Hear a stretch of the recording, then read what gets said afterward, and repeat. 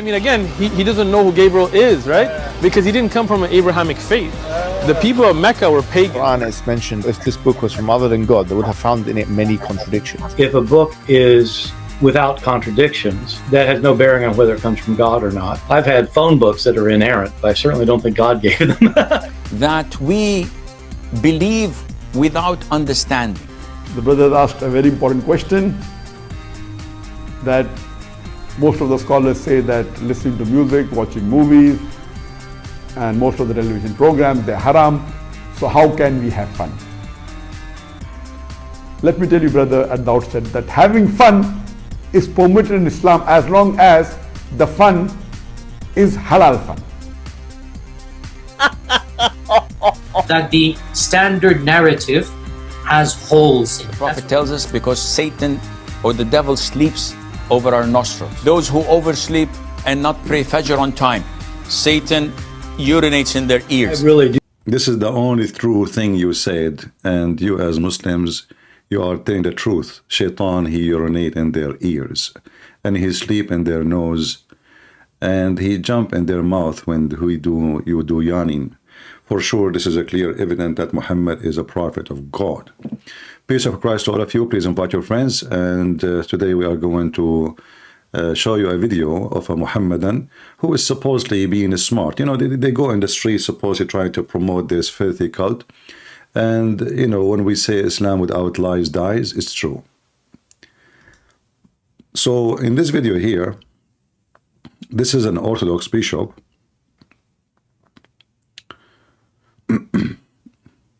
Now, I don't know the original video. I never saw it.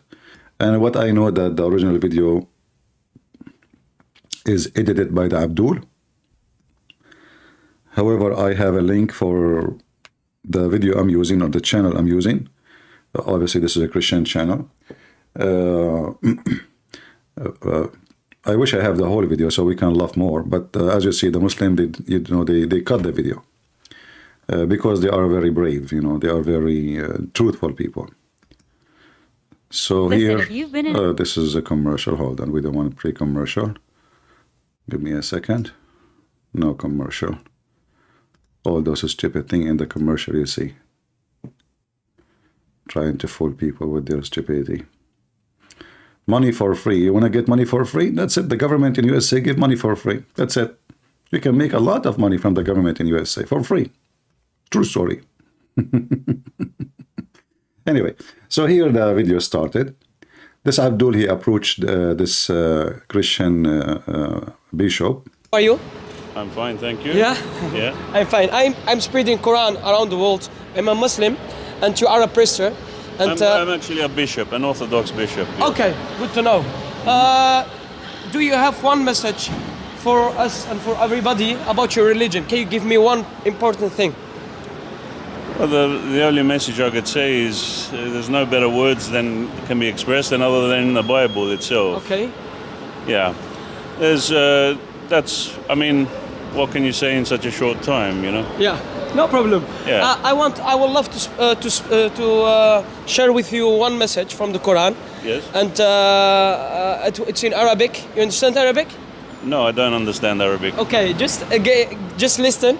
Allah says in the Quran, أعوذ بالله من الشيطان الرجيم, about the respect between Muslims religion, Islam religion, and between other religion. Allah says, قل يا. You said the word shaitan there. Why? أعوذ بالله من الشيطان.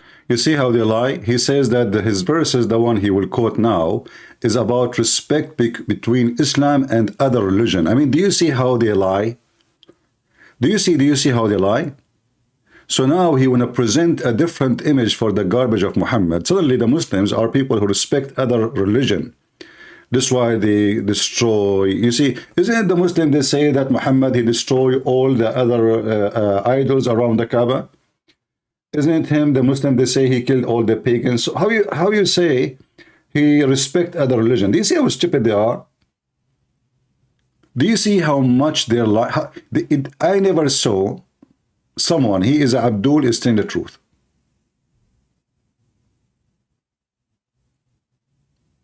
Who is the one who destroyed the statues of Buddha? Who is Muhammad who supposedly he destroyed 360 statues? If you respect other religion, then okay, those people, they can worship the religion then.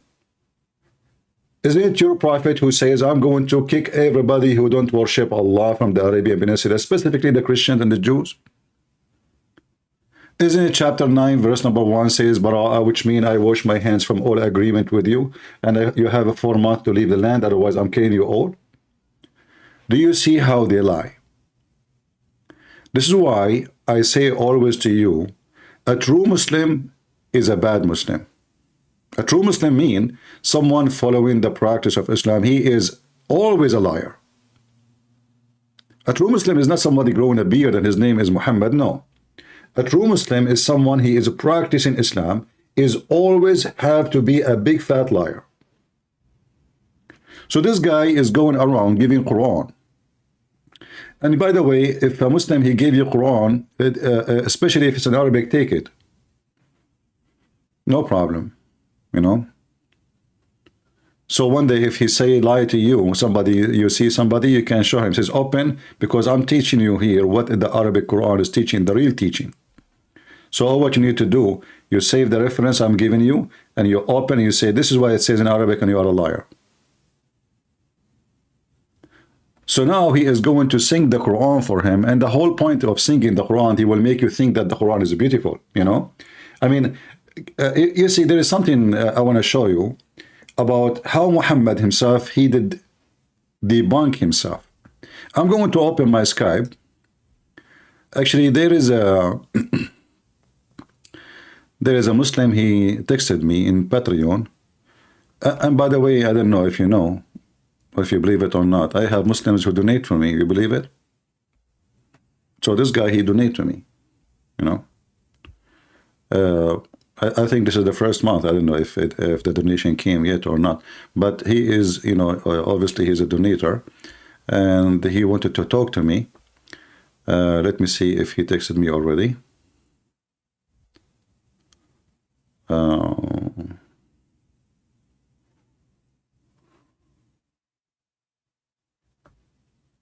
Let us see. No, not yet. Okay. Well, he gave me his Skype. Let me, because I promised him to talk to him. You know, he sounds like a nice guy, and he said he is looking for truth. He's not interested in winning a debate or losing a debate. And actually, this is what we want. You know, it's not about winning. You know, winning a debate doesn't. It's like war. You know, you win a battle of war doesn't mean you are the winner, really. I mean, war can be for 100 years, 200 years, 3 years. You know, maybe 1,000 of years. So, like we have a war with the devil, right? The devil, he can win once, he can win twice, he can, you know, but at the end he will be a loser. Let me see if I can find his Skype. I will open his messages in Patreon, because I promised him I will talk to him. Let us see. Okay, look like we have. Anyway, so I was talking. I will continue talking and doing and searching for his message at the same time. So when a Muslim, they sing the Quran. What is the point of singing the Quran? Like, did Allah sing the Quran? Is it Allah the first singer? According to the Hadith, Muhammad, in the day of when they go to heaven, Allah will ask.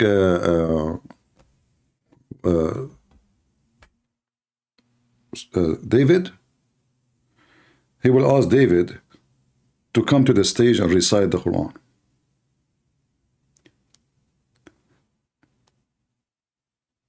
And David will recite the Quran. And then Allah will ask David, or they'll ask the people, sorry, the Muslims, have you ever seen something more beautiful than this? If you remember, we played videos about this before, about this issue, which is very funny. That's the God of Islam. He's asking the Muslims if there is more beautiful than this. And the Muslim agree, they says no more beautiful than this. Actually, I will try to find the video for you so we can laugh at it too, you know, but let us finish with this. So when a Muslim he sing the Quran, the whole point is to make you believe that the Quran is a beautiful, because I sing it, and there's many people like especially Western. I know I saw them in Thailand. A guy wearing orange. He is fascinated by the Buddhist culture. He is fascinated by the yoga. He have those things like I saw them everywhere. I saw them in Europe. I saw them in Ukraine. Those hippie white people, they're dancing for Krishna. So the Muslims, they are hoping that you are the same as those silly, stupid European, who they are empty in their mind and their head, and they are just looking for something new, something. So you listen to a language you don't understand, and you get fascinated with the singing, but you don't know even what it says. And this is what they are hoping for. Let me see if I hear. Okay.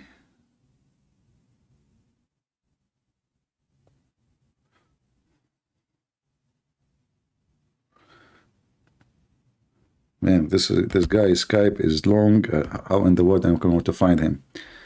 And I'm trying to log in into my Patreon, but it's not sending me the message. It have to give me a message. All right.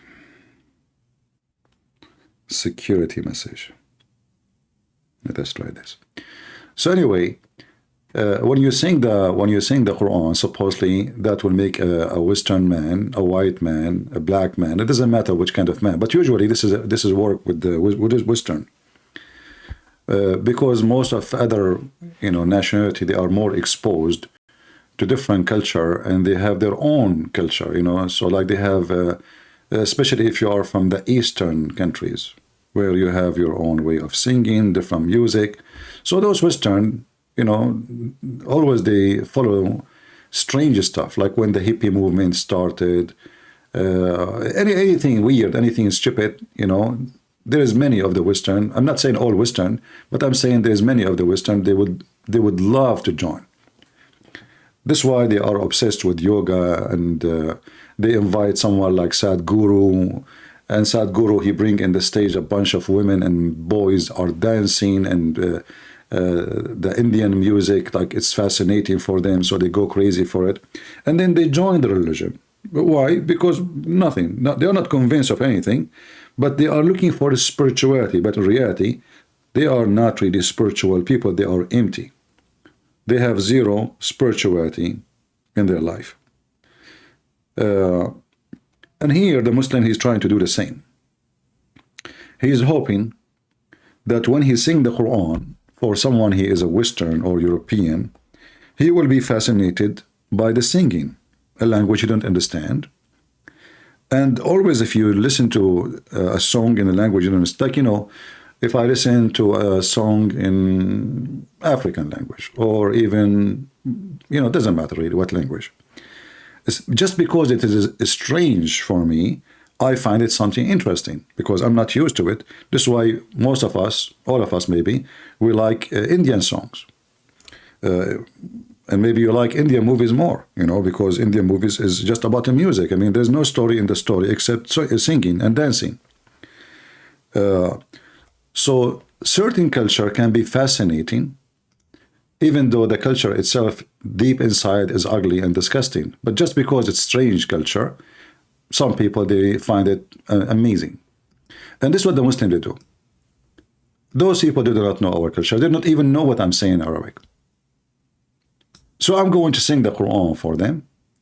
And because they are ignorant, they do not know Arabic, they will not notice how silly the Quran is. They will not notice how stupid the Quran is.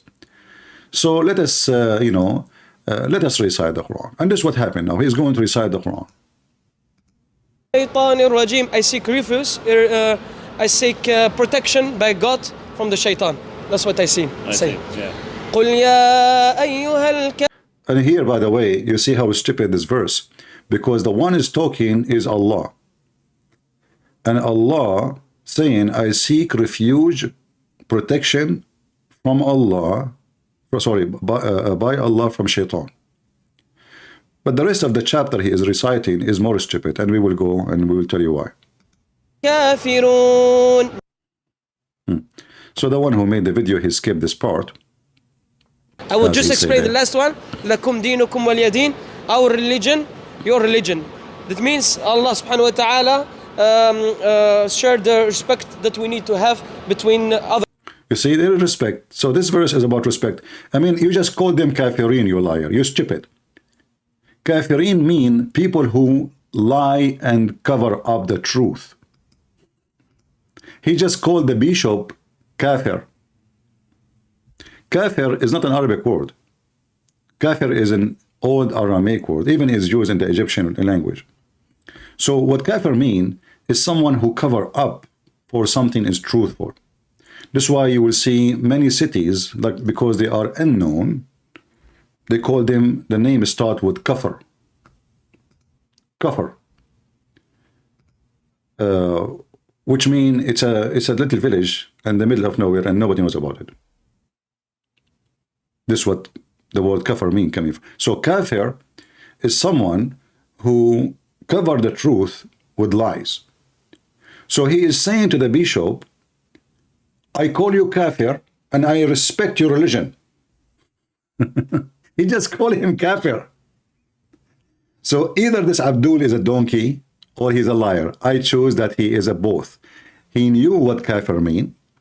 He knew this verse is not about respecting other belief. Because since when Islam, you know, what are you talking about?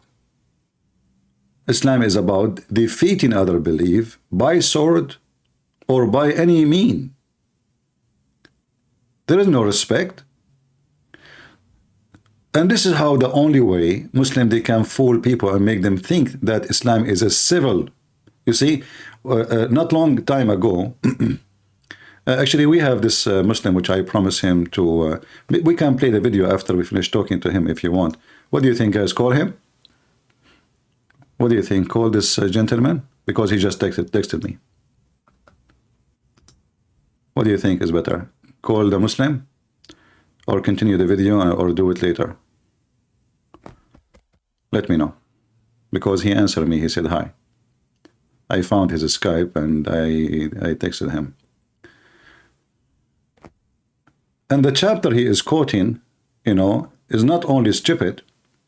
Actually, let us make the video go faster, and then I will call him. Let me tell him I will call you.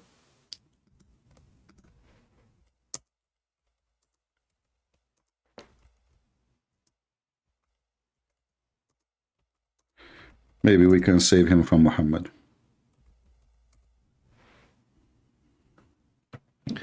All right.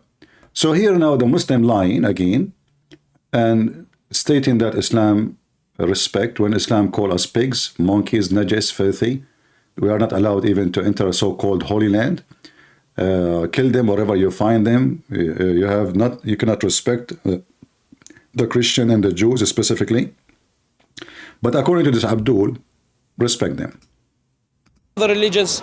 That's why I want to share this with you. My answer to that, I guess, is we have to love every human being unconditionally, no matter what religion they are, no matter who they are. However, one thing I cannot respect is misbelief, because when God has given His word and has given His message, and then other people have perverted that message or changed it, I can't agree with that. Yes. So did you see what this smart bishop he did? I like this guy. He's just dig the grave of Muhammad.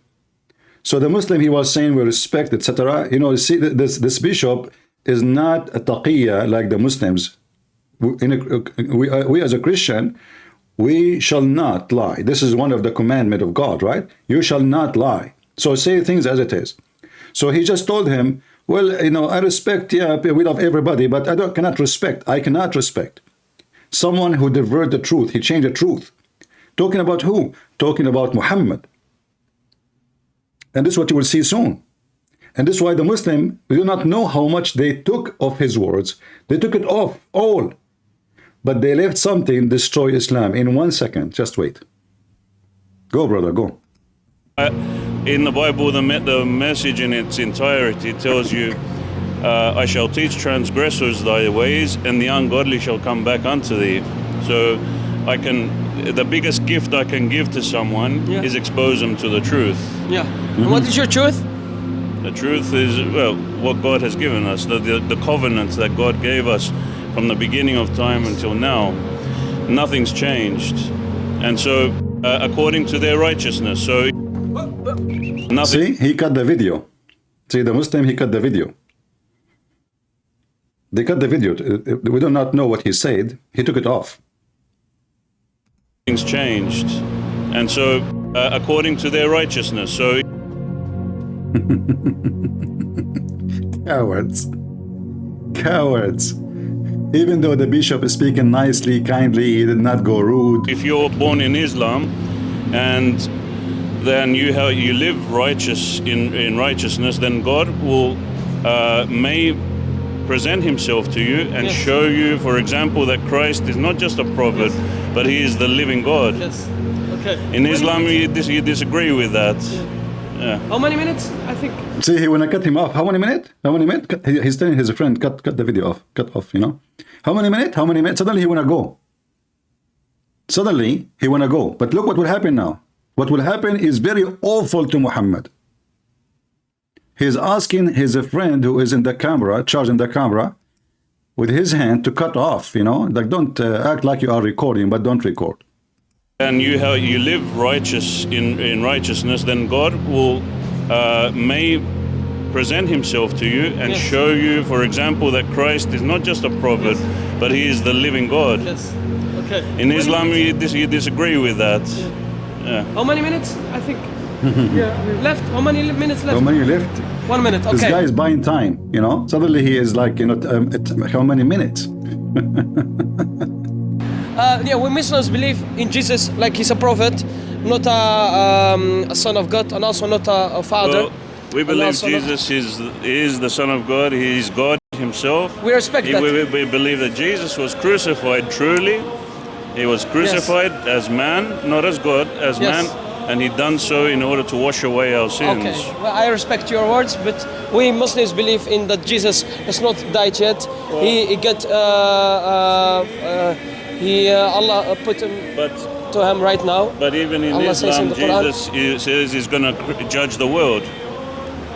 Jesus will judge the world. Jesus comes back. He will come to judge. Only God can judge. Oh boy, look at the Muslim. Did you notice what happened to the Muslim?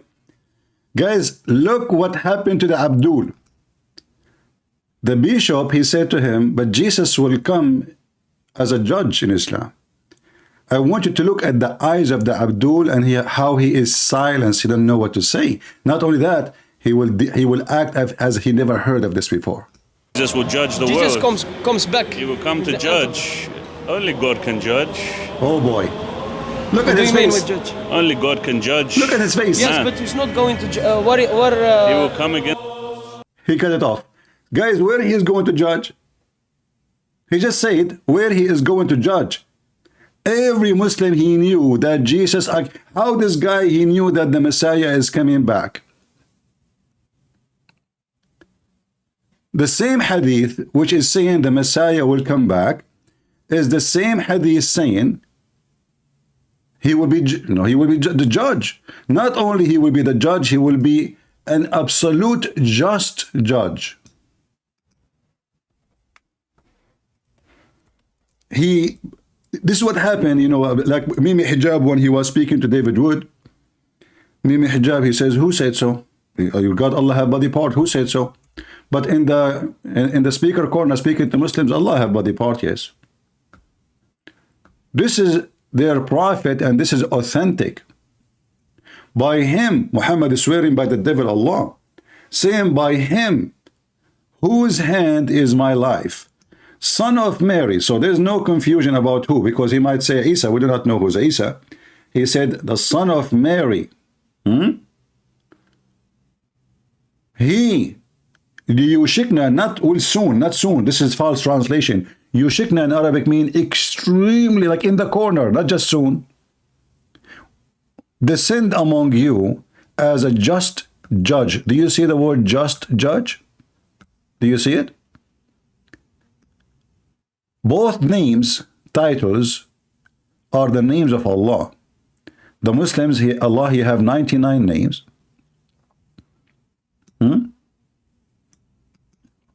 One of them is the Just, Al-Adil, and the other one, the Judge. That is Jesus. So what Muhammad, he took the titles of Jesus and he gave it to his pagan God, Allah.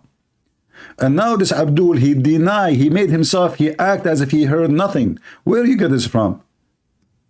The bishop, he destroyed Islam in a second. He says, well, only God can judge. Human being cannot judge and he cannot be just. You see, there is different hadith where Muhammad, he confirmed that he is not just. He cursed people, he beat people, he whipped people unjustly. When the people, they start complaining about his behavior, what Muhammad, in order to make himself look better, he says, oh, don't worry, oh Allah, I am a human being, and for any person among the Muslims upon whom I hurl malediction or invoke curse, or I give him whipping, what he's doing? He is beating people unjustly. Make it a source of purity and mercy. A Muslim might say to you, oh, this is not about people who don't deserve. Read the title at the top. Chapter, whoever is cursed, revealed or prayed against by the prophet, when he does not deserve that. Do you see it? People, do you see it? So the person don't deserve to be beaten, to be cursed, to say the F word to him. This is the manner of Muhammad. The Muslims, they say that Muhammad was the best of mankind. Yet this guy, he go in the street and he beat people, he cursed people, he whipped people for no justification. Do you see it? How this man can be a prophet of God? If the one who practiced the law of God, he is unjust. Who is going to beat Muhammad now?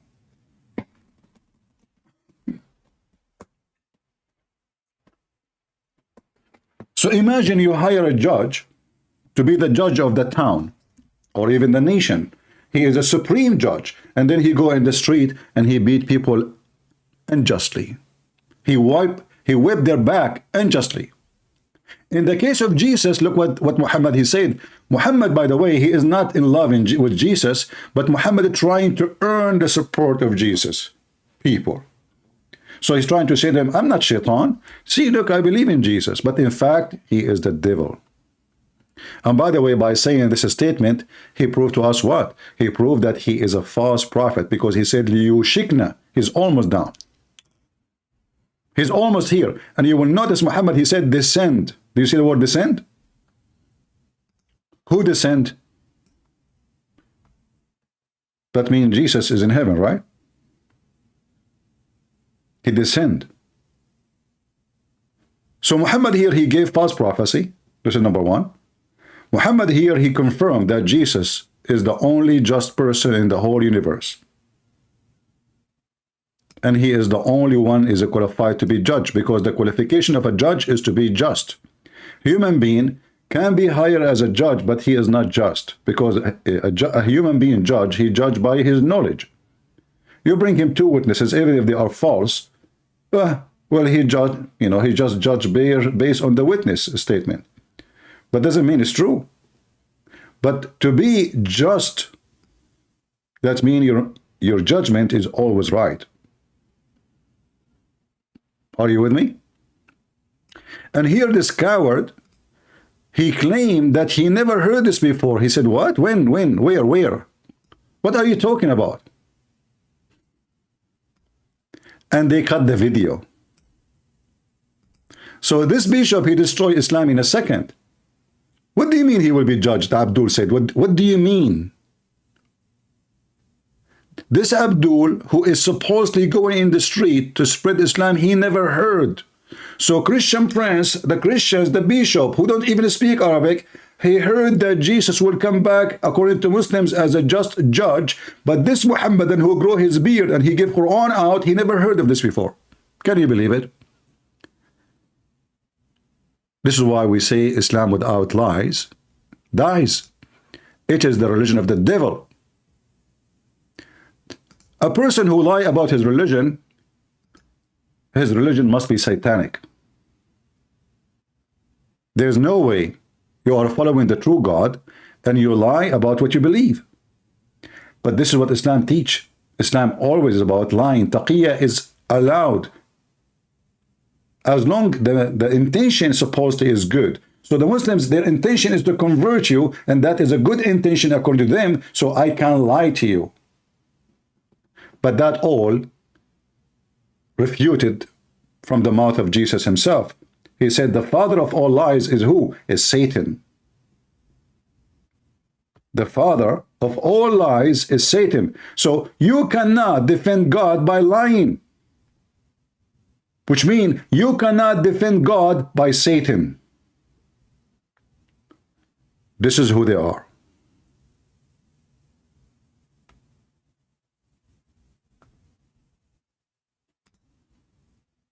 And he done so in order to wash away our sins. Okay, well, I respect your words, but we Muslims believe in that Jesus is not died yet. He got Allah put him to him right now. But even in Allah Islam, says in the Jesus says he's going to... And you know, if we ask the Muslims why Allah he took Jesus up, he did not take Muhammad. Isn't it Muhammad the favorite boy to Allah? Why Allah will not take Muhammad to him? Let us call our friend here. And by the way, this guy, he texts me in Patreon. He is very nice, very friendly. So I will be even nicer to him, you know, because he don't deserve to. You know. Always I am nice with the Muslim. I will be nicer than him if he is nice. If he will be rude, then I will give him what he deserves. And you notice that all the time, right? Because there is some people who they are bully. There are some Muslims, they are bully. Like Mimi Hijab. They cannot refute you, they cannot answer you, so they try to bully you. Bully is one of the method of Islam, actually. If you go in the Quran, like even the chapter he talking about the Quran there's a chapter about, it's called Al-Masad, which is the uncle of Muhammad. Muhammad, God, he is bullying the uncle of Muhammad. Can you believe it? God himself is a bully. Let us call our friend here and hope we will have a good discussion together.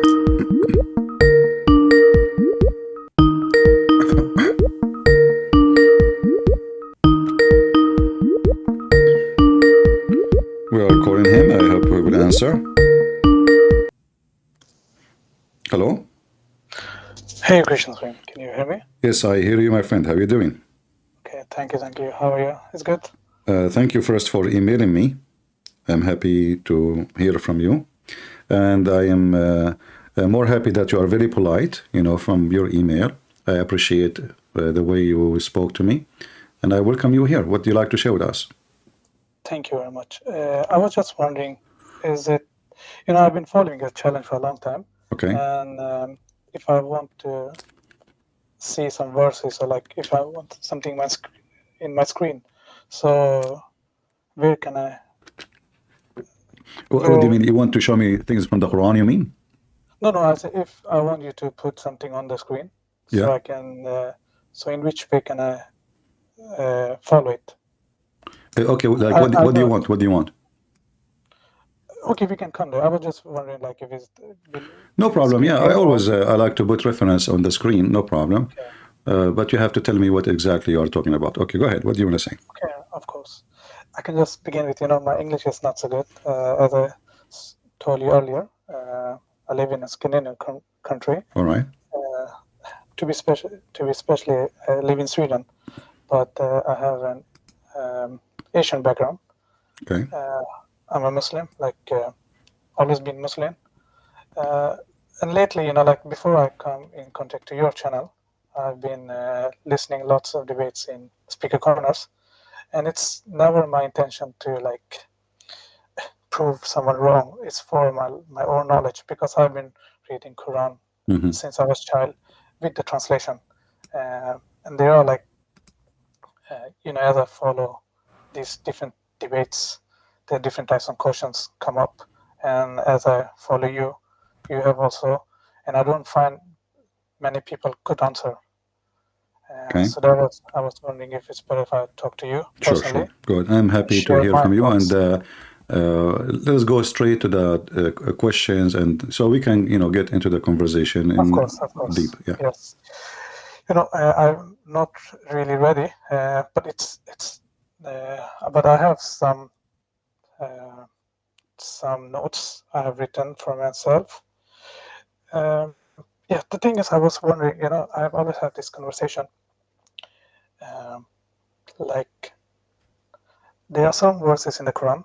I can maybe show you. Okay. It's because I know I've heard lots of debates. Like, people say Quran is a copy of like the books from before, and I have especially one verse I can just show you. Just for example, because I know there's a word. Just a second.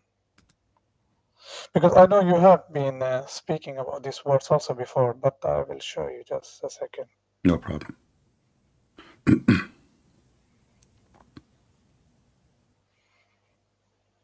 Yeah, we can take, it's from the Thunder, I think chapter Thunder, verse 16. Chapter what? Its name is Arad, the Thunder. Arad. Okay. Yes. Okay. I think it's chapter 13, verse 16. All right. Just to like... verse 16. Yes. All right. Where, okay. In compared to the verse I also look in the Bible, it's, correct me if I'm wrong, it's 2 Corinthians 6:14. Okay. All right. Yes. What I find is, because, I've been lately also reading Bible. So what I found, if you take this verse, the Quran verse, and with the Bible, they speak about like light cannot, they said like light and darkness cannot go together. I don't know if you have the verse in front of you. Yeah. Okay. Yeah. Yeah. So here you notice that the Quran is copying from the Bible, you mean? No, I've heard this debate many times. Okay. I have heard this point. But, Okay. what my thought is, there cannot be, it's either how you see it, because you cannot either see it, it's a copy, or you can either see it, it's I will make it simple for you. Yeah. First of all, I can say, well, this is the same God repeating the same thing. So what a big deal, right? Yeah. Okay, but this is not the case. Why? If we go to verse number 13, you will see that according to the Quran, the angel, the rod, is not a thunder. The rod is an angel. So the Quran is full of fictions. If you go and read the interpretation, any interpretation you wish, the thunder is an angel who glorify Allah, and he have a fire belt in his hand. So when he moved his right hand, they asked Muhammad, so what is the light we see? He said, this is when he moved his fire belt toward 70,000 angels in his right hand. What about the other light we see? He says, this is when he moved his fire belt to the other 70 in his left hand. So this is an angel. He's in charge of the thunder, and he drive the cloud from place to place. So here we notice that Islam is not just copying. Islam is copying everything, including fiction stories. You know what I mean? So suddenly the thunder, if we go to interpretation now, and I will show it to you on the screen. You see my screen? Yes, I can All see right. that. Yeah. Okay, I will go to 13:13, and we will read the interpretation. No, I think it was 13:16. The verse I was. Yeah, but I went just to show you that okay. It's not the same, because simply Muhammad, he copied from everybody. He copied fiction stories too. So here it says, if you read with me, this is Tafsir al-Jalalain. The thunder who is in charge of the cloud driving them, while he constantly proclaim his praise that he says glory to Allah through his praise. All right, and then it says here, and he say Bismillahi wa bihamdihi, etc. And to the angels proclaim his praise in a way of him that is of God. He unleashed the thunderbolt. These are fire which is issues from the cloud, and submit to whom he will. So we have verses in the Bible about God. He can use the nature, he can use thunder to punish people too. But here you will notice that suddenly the thunder is an angel. He's in charge of the cloud. If we go to Ibn Kathir, we'll see the same story. This is Ibn Kathir. Let us go. So what I'm trying to say to you, like in Quran chapter 9 verse number 60, the Quran says that Muhammad is an ear. Why they call him ear? Because simply he is an ear. He's like a radar. If he hear anything, he take it, he put it in the Quran. So it's not going to be surprised if Muhammad he hear, like he obviously there's many things. Actually, he copy even Paul. We can quote many verses. Just to if you read me here before we continue, I will give you the mic. Here you say it says here. This is Ibn Kathir. Explain about the Ra'd, and he is saying, let us see here.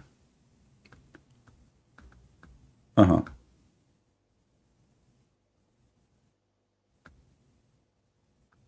hope they did not take it off, because Ibn Kathir in English is different from Ibn Kathir in Arabic.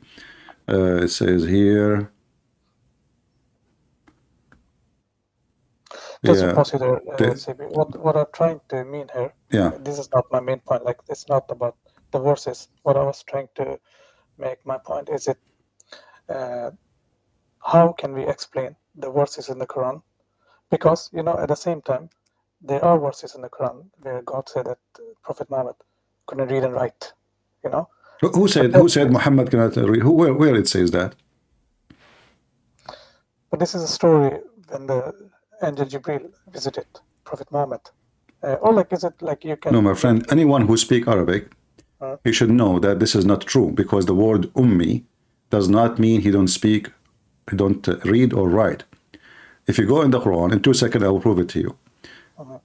If we type the word ummi, this is the word the Muslim they keep using to explain that Muhammad is an illiterate, right? Yes. Okay, but this is a word does not mean a person who do not know read or to write. Remember here we are talking about God and religion. We are not talking about education of someone want to go to school. So Muhammad, he is a person who do not know God. He is from the Gomai. The Gomai is the pagan. If you go to chapter 2 as an example, not limited, verse number 78, it says here, and there among them the Jews. No, this is not about the Jews. Actually, this is false. They add the word Jews. وَمِنْهُمْ أُمِّيُّونَ لَا يَعْلَمُونَ الْكِتَابِ. And from among them, illiterate people who know not the book. So do you see who is the illiterate? It's someone who do not know the book. It's not about not knowing how to write, how to read. And this is repeated many times in the Quran. I can show you another verse. Chapter 3, verse number 20. Here is dividing the people to two kinds of people. Ummiyin and Muslims. Okay, why the Muslims are... all the Muslims do not know how to write, how to read. The Quran call all Muslims Ummiyin. Here it says, those who they are giving the scriptures, between two brackets, the Jews and the Christians, and those who they are illiterate. Do you see it? So it's in Arabic, so I cannot... No, I'm showing you in English. Okay, let me give you the website I'm using, so you can switch with me as I switch. Okay, thank you. Yeah.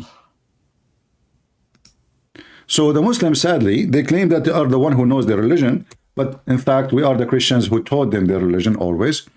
And this is why Muhammad, he refused to debate the monks who came to him from Najran. So here it says clearly, if you open the verse,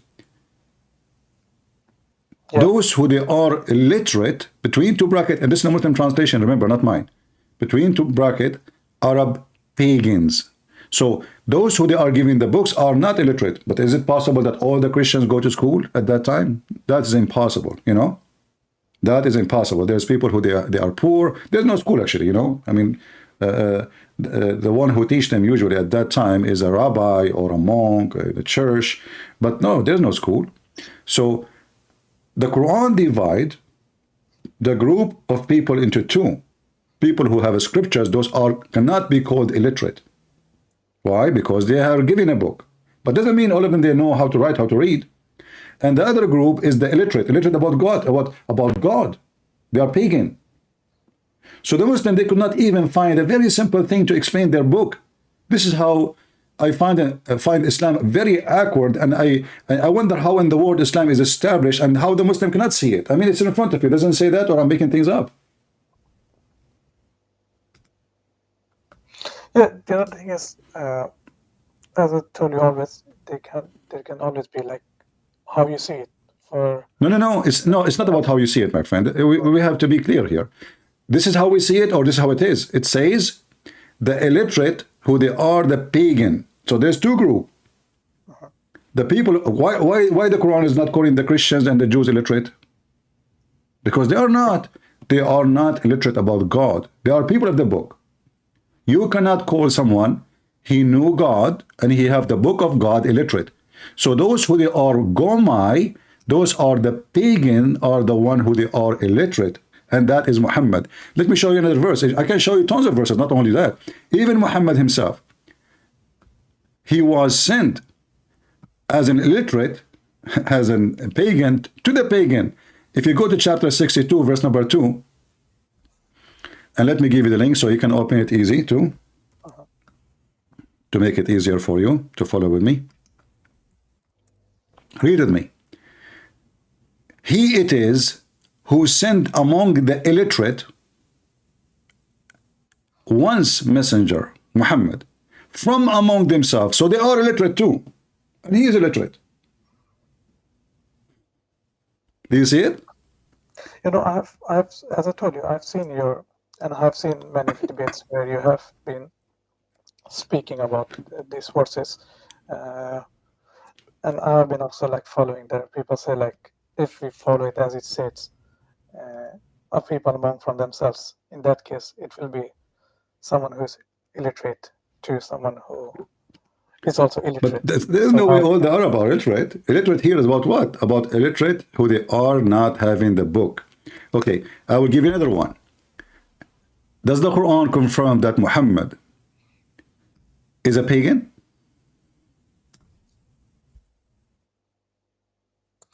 I'm not so sure about it, you know.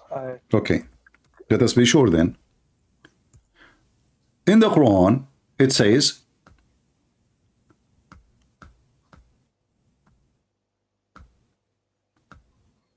actually, I'm not sure what verse I will show you. I have tons of them, but I'm just trying to take a shortcut.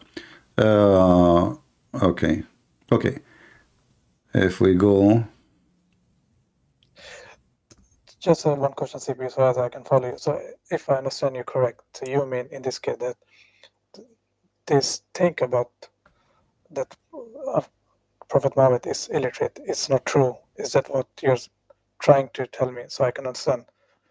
Muhammad never was illiterate. Muhammad, he used to learn, and he learned how to write, how to read long before. Muhammad, he used to be a businessman working for Khadija, correct?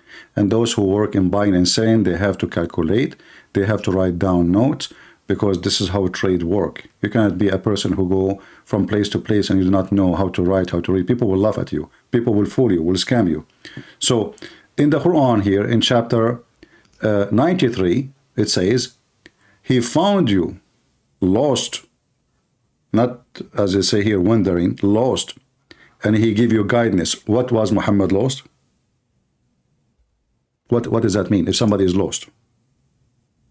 Yeah, it can be in the meaning like lost from religion.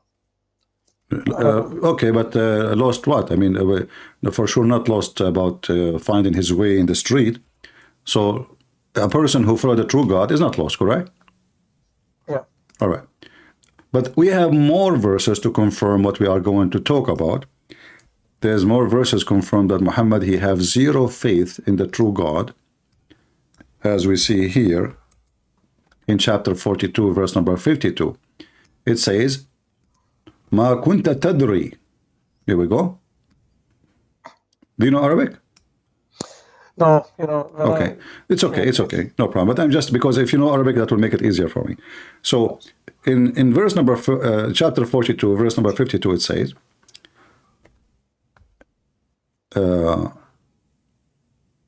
if you read with me here, thou knows not before that what was revelation and what was faith. This is the Muslim translation. You change the translation, by the way, you will find a new, suddenly new Quran, because every Muslim translation is a fiction translation, trying to make the Quran look better. Different translation. It says here, you know not what is the book, nor what is faith. If I say to you, you have zero faith, you do not know what faith. What does that mean? Not only you do not know the book, you don't have faith. You do not know what faith.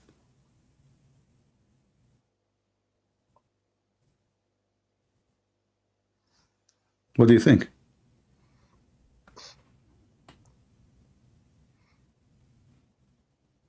Of course, yeah. Another, actually, just to make it more simple about Muhammad, he knew how to write, to read. When Muhammad was dying, he asked them to bring him papers and pen, like, you know, the ink pen, you know, old days. When he was dying, he said to the Muslims, bring me a paper and a pen, I will write for you a book, so you will not ever be misled after this. How Muhammad asking them for pen and paper if you do not know how to write, how to read, and he want to write for them. And this is, let me show you the hadith.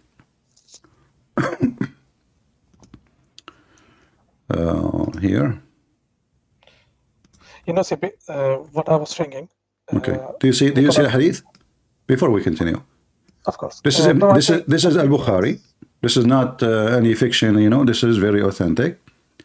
So he said, Muhammad in his death, he said, bring for me paper, and I will write for you a statement after which you will not go astray. Do you see it? I cannot see it in my, but I'm okay, I will send you the link, no problem. Here we go. Yeah, of course. You can open it and see it. So a person who do not know how to write, how to read, he will not say, bring me a pen. You know, he will say, write for me this, correct? Is that correct? Right. Yes. Yeah, but he's not asking for a writer to write. He said, bring me a paper and a pen, so I will write for you. Is that confirmed to you, like now 100% that Muhammad, obviously he knew how to write, how to read? You know, as I see it right now, but you know, I'm the person I like to take my time. That's okay. The reason why but here I wanna take your attention for something very important. Do you see what happened in this hadith here? This is authentic, very, very much authentic. This is Al-Bukhari. That means everything the Muslims have is a lie. Why? Because Muhammad claiming that this is what he will write is what will make them not to be misled. Correct? What he was going to write is what the Muslims they need, so they will not be misled. So the whole Quran was a joke then. And then you will notice here that Umar ibn Khattab, he says Hajar al-Rasul, which means he lost his mind. He's being stupid. And he said, we have the Quran and that's enough. We have the Quran, read carefully. You know? Actually here in the hadith doesn't say it, but I can show it to you from different hadith. So Umar, he said to them, no, don't give him anything. This guy, he lost his mind. Hajar al-Rasul, you know, imagine how somebody he say such a thing. So Umar, he says, we have the book of Allah, and that is enough. We don't want him to write anything more. All of those is authentic hadith.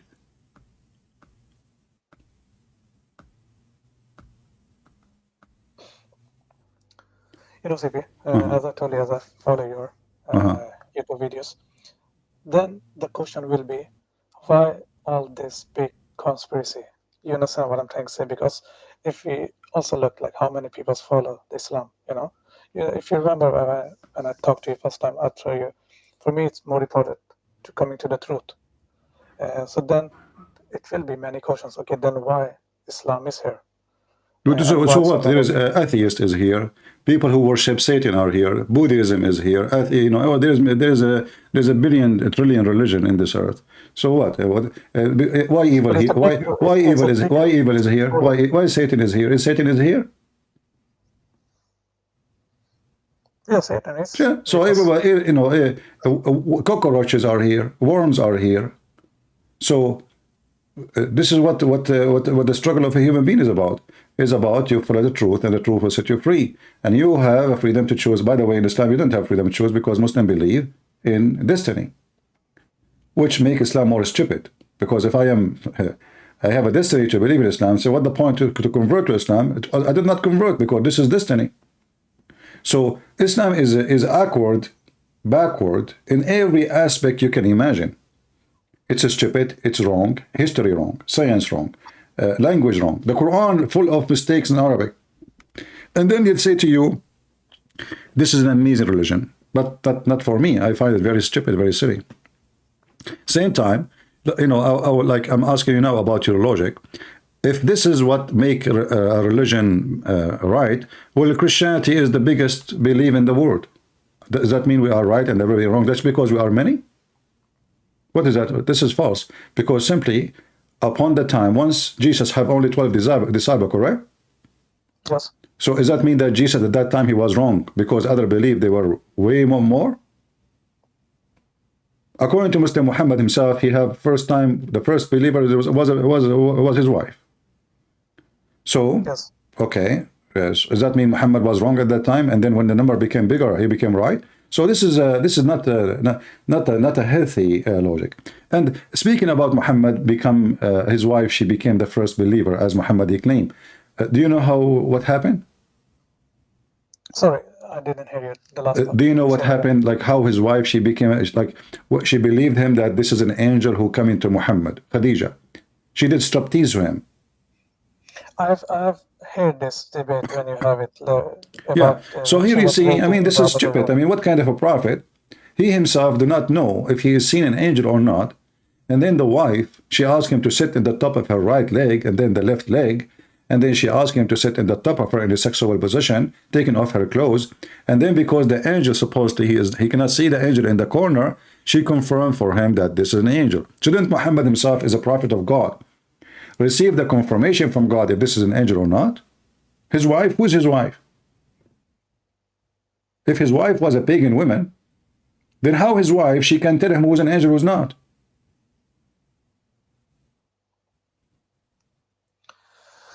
You know, CB, this is the thing, like, because as I have listened to your channel and many of the debates, especially, you know, what I was also, like, going in my mind, as I told you, the many scholars from the speaker corners, you know, I follow, like, many. You have Brother Masood, Brother Hashim, and I've never seen them. Those aren't scholars, those are potato. What scholar? They don't even dare to speak to me for a second. So that's what I mean. That's make scholars more doubtful. You see, that's making more doubtful. And that's the reason why we are talking here today. Okay. You know what? I want to make it easier for you. Tell me what is holding you to stay as a Muslim. And let's see if I can convince you that you are wrong. So tell me why you are still a Muslim. You know, I've been like reading the Quran, okay? I know like there are many. You are reading the false Quran. Sorry. Because you are reading the translation, correct? I'm reading the translation, yes. Exactly. So you never read the Quran. The Quran translation have nothing to do with the Quran. And I assure you that. And you can choose every single translation you wish. You will find that all of them, they are false. But anyway, continue. You know, there's yeah. So what I have found, because you know, you know, it's very hard because you know, if you're born into a Muslim, okay, it's most of the time it's not too easy to think this is not the right path, because you think automatically this is the right path. It's depend on how you like, how much deep you want to know. For me, I have always been interested, like, to learn about and listen to different debates. So until now, what I have read in the Quran, I've seen like many signs and many things. Give me one. Let us go one over one. Let us see if those signs you see is true. We can just take an example. If you know this, let me say, it's about the star, you know, the sound the stars make. The sun what? You know the star. What star? Make noise. There's a words about... the stars make noise? Yeah, how the stars, it sounds. If you know the words, what I'm not sure about making noise, what do you mean? But let me search in Google, Prophet Google, about Muslim claiming something in the Quran. Make noise. Quran. The sound of the star. Miracles. Like, it's like a knocking door. If it's what? Okay, hold on. Let me. I'm looking for in Google to see where Muslim mention. Okay, knocking door. Okay. You are talking about An-Najm al-Tariq. Let us see. Yeah, al-Tariq. You see here you see the deception. If you read every Islamic interpretation, do you see anything of what they are saying today? So how come the Arab who speak Arabic never mentioned this before? Now the Western, they discover something, we try to match it with the Quran. And that's what the Muslims try to do. You say to them, Big Bang. They say to you, we will find you the Big Bang in the Quran. You say, At-Tariq, they will say to you, oh, the Quran, speak about it, you know. At-Tariq, let us go. I will just show you how the Muslims, they fabricate answers always. Always.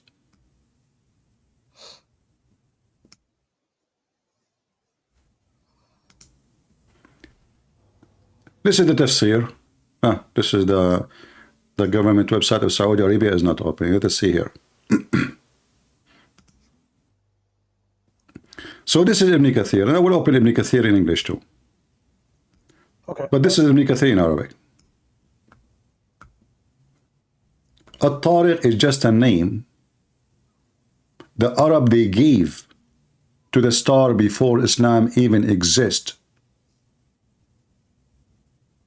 And the reason it's called this way, because it appears at night, not because it's come or it make noise or knock at the door.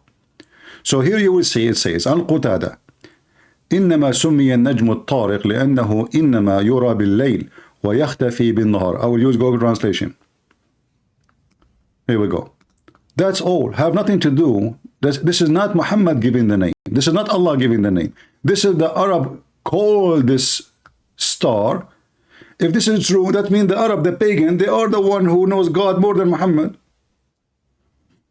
Do you see it? At-Tariq, because it's called, this is star called At-Tariq, because it's only visible at night and disappear during the day.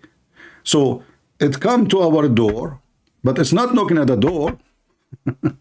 Make noise. By the way, all the stars make noise because they have explosions on them. No, my understanding is like of this verse is like. Do you see? I mean, do you see the interpretation, my friend? Did you see the interpretation, or this is my fabrication now? Do you see it? This is Ibn Kathir. Okay, so this is the original meaning, the reason for the meaning. The Muslim today, they try to fabricate and make it about something else. But this is not what it says. This is not the reason. And this is a name given by the Arab, not Allah. You see, if the Arab is the one who gave this. I mean, if Muhammad is the first one who says that word and he have different meaning, I would say, okay, Muhammad, how he knew that? But this is a name, is even they call a human being Tariq. A human being, his name is Tariq. There's before Islam. So this is very well known, have nothing to do with knocking doors. And the Arab call it this way because this star appear only in daytime and come to their doors, which means come to them to appear at night. And this is the interpretation in front of you. But here you notice, by the way, what kind of God he speak about this? What is the point? Nothing. Because if you read with me, Allah, he swear by such a star. How come the Muslim did not notice that this is a pagan swear? Why God, he swear by a star called a Tariq? Why Allah swear by the heaven? Why Allah swear by the other star? The person. What's wrong with this God? Because God do not swear by something is less value than him if he swear. As an example, your God, he swear by the fig. Wattin was zaytun. So how come the Muslim did not notice something fishy here and something silly? When Allah, he swear by the heaven, does that mean we shall believe him now? What do you think? Like, does that make Allah more truthful when he swear by the heaven and the star? If I swear by my cat, if I have a cat or a dog, does that mean you have to believe me now that I'm truthful? Is that a star is so dear to Allah? Like, is it maybe the mother of Allah, maybe the nurse of Allah, maybe the sister of Allah? Well, why Allah swear by a star?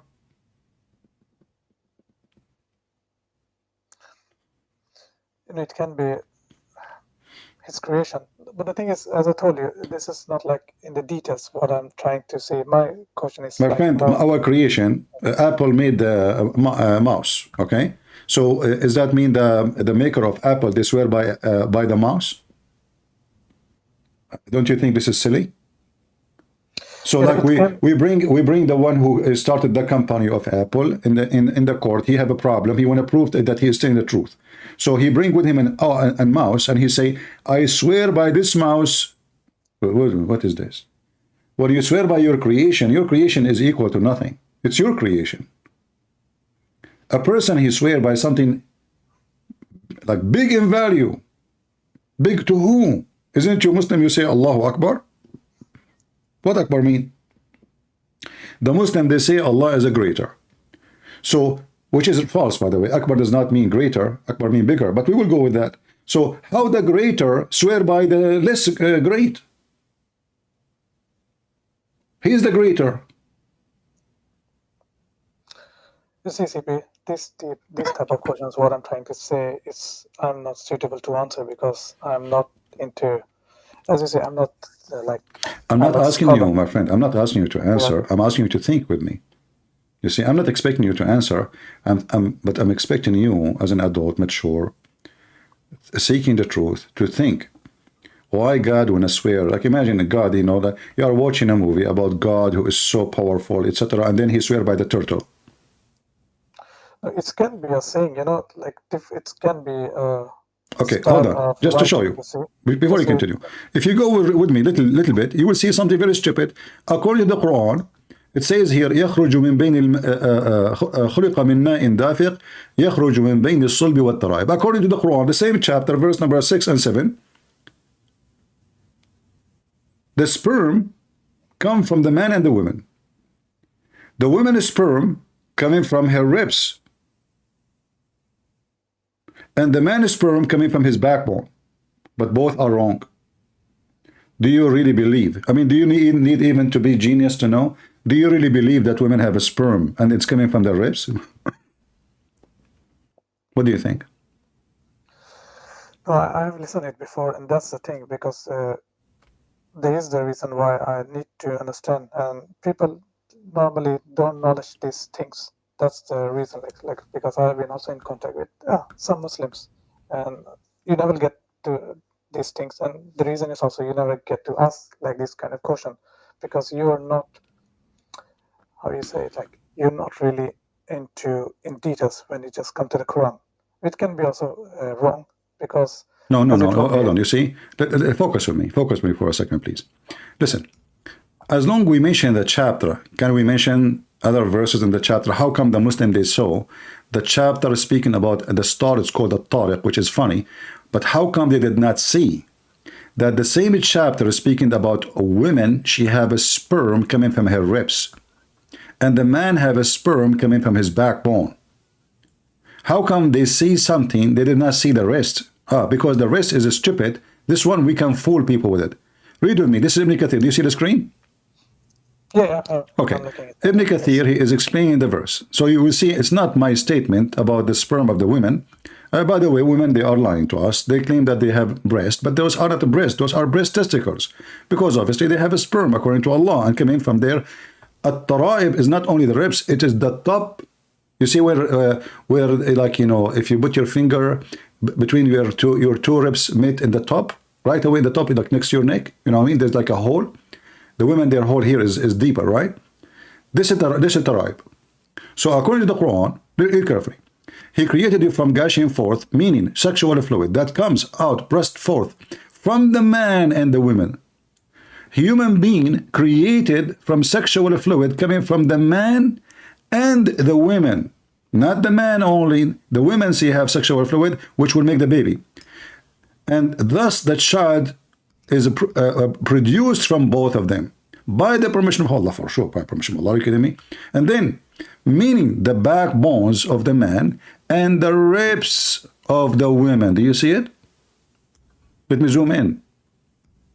How come the Muslims, and you are one of them, you notice what you claim to be a miracle science in the Quran, but you did not see how silly the Quran about tons of things. I mean, this is so obvious, so clear. How come nobody see it? And that's the question why I'm also asking you. No. This is not a question you're asking me. This is a question you're asking yourself. Why the Muslims, they don't see? Simply because they hide anything will make Muhammad look stupid and the Quran look dummy. And we try to find something, we manipulate the language to make it fit with science. But in reality, the second we read the Quran carefully, we'll find that the science will die laughing at the Quran. And yes, by the way, people are not agreeing with me that women, they have a breast testicles. My friend, what are you talking about? Allah says so, must mean Allah made true. Listen, how Allah, he knew that women, they have sperm coming from their ribs. This is amazing. But imagine, my friend, if it's true, like if science discover that really women, they have semen coming from their ribs, the Muslim will go crazy. They will make millions of videos about it. But now, because this is very silly and very stupid, and obviously it's wrong, the Muslim, they bury it. It's the same chapter, it's just 2 verses after. They saw those verses, the 2 verses are before it, they don't see the verses after, which is horrible.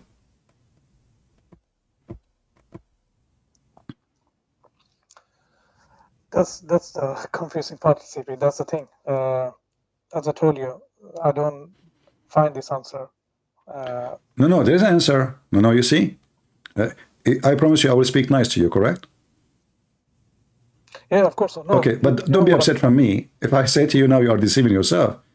You know the answer. You know this is false. Are you really saying to me that you do not know that women, they have no sperm? Never have a sperm? Since when women have a sperm? Who is the scientist who said women have a sperm? No, that's not what I'm trying to mean. I mean, of course, but I would like to have explanation from a Muslim. This is a Muslim. This is a Ibn Kathir.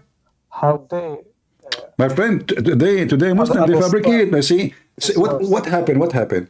You see, if the Muslims closer to, let us say, if Peter, who was next to Jesus, he gave me a wrong explanation to what Jesus said, do you think I am, who came 2,000 years after, can I do better explanation? The one who witnessed the teacher, he was in the classroom, he did not get it right, and the one who came 10,000 years after he got it right. So here, those are the one more close to Islam and more close in age. You know, like we can go to Al-Qurtubi, Al-Tabari. We can confirm that from the hadith itself. Sorry. If we go in the hadith,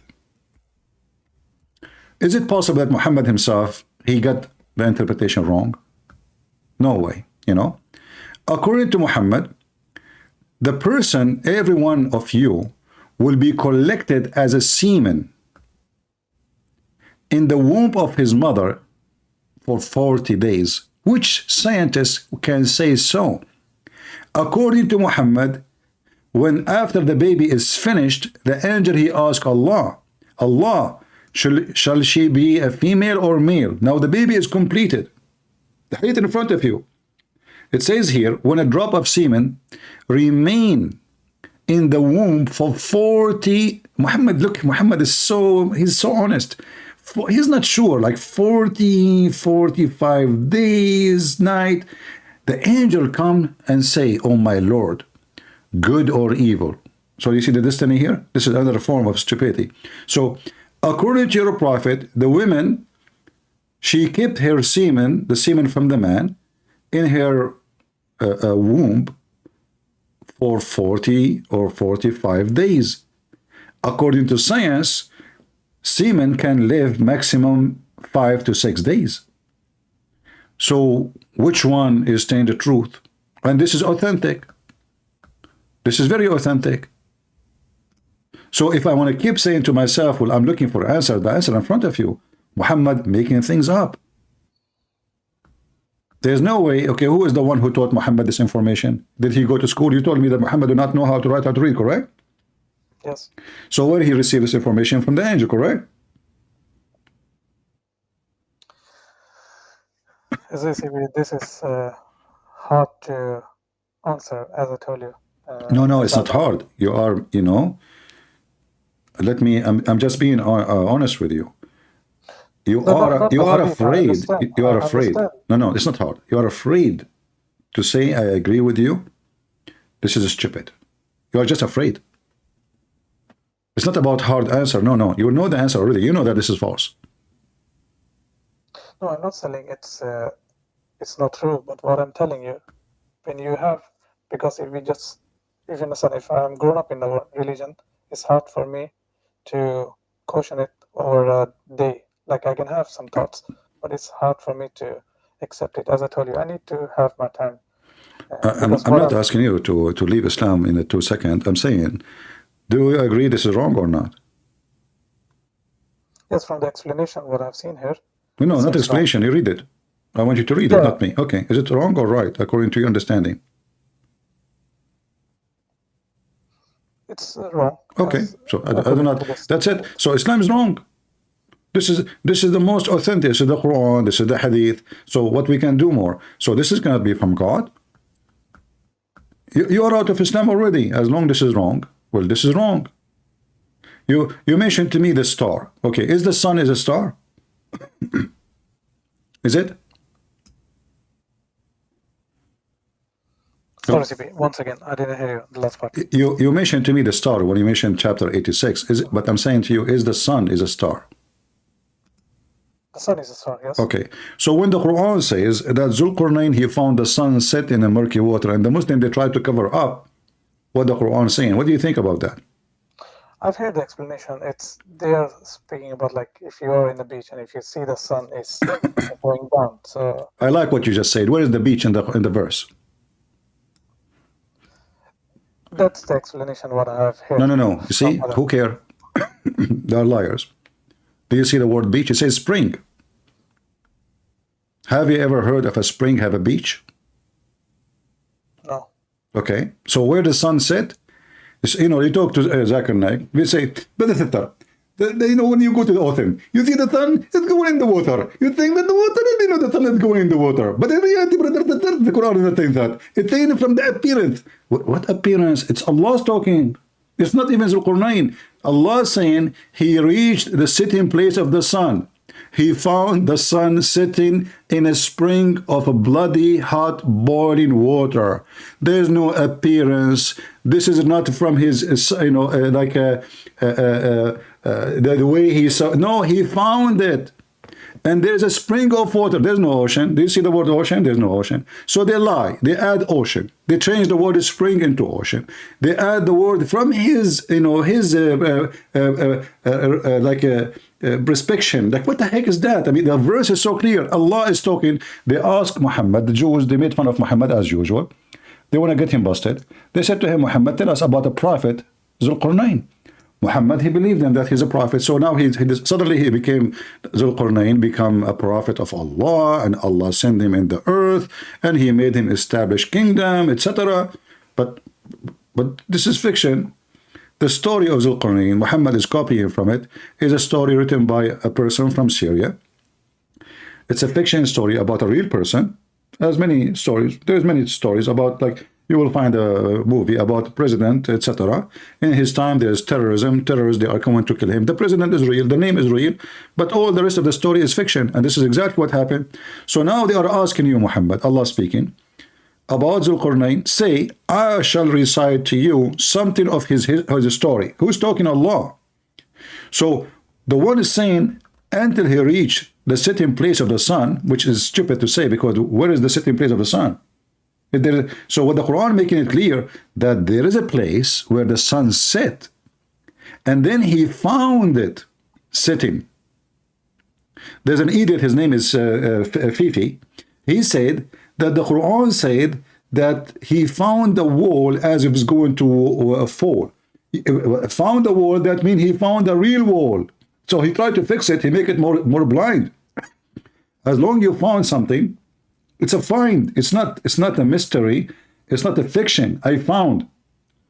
So Allah is talking. He found the sun sitting in a black muddy water. If we go in the Hadith, we'll find the Hadith confirm that. Here we go. And the funny, the Muslim, they say, if a Hadith contradicts the Quran, we don't accept it, which is false. Here we go.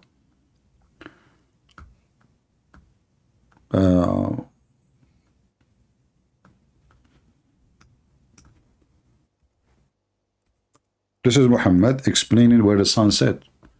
Can Muhammad, do Muhammad know, or can he explain the Quran better than the Muslims, or the Muslims can, I don't know why the website. Okay, it is now.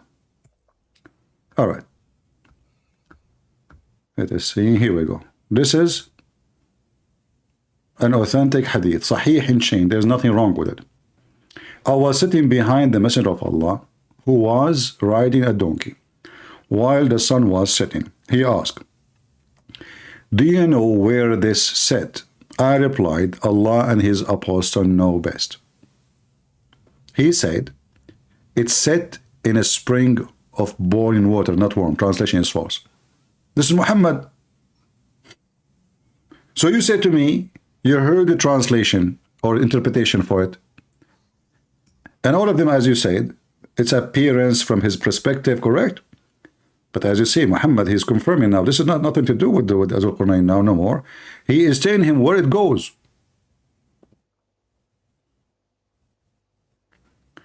So do we need more evidence that Muhammad, he is just making things up?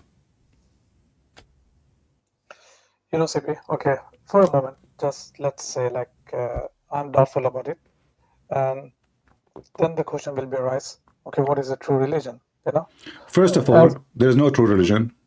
There's a truth. Religion is not a true. Religion is a man-made. Christianity is not a religion. They can call it in dictionary religion, but Christianity is not a religion. The truth is what we should seek. All right. Okay. So then will be the point, what is the truth? As I understand, like maybe speaking to you, or maybe like, it's different, because if I speak to a Christian, he will say, our faith is true. If I speak to someone else, he will going on answer the same. Very normal. Yeah, very normal. But at the end of the day, it is your mind and your soul together. They have to work together. and you come to the truth, which you think it is the truth. You think, not necessarily true. So, in Christianity, when you believe in Jesus, that means you were able to combine both the facts, which is in some cases not facts, but it can be facts.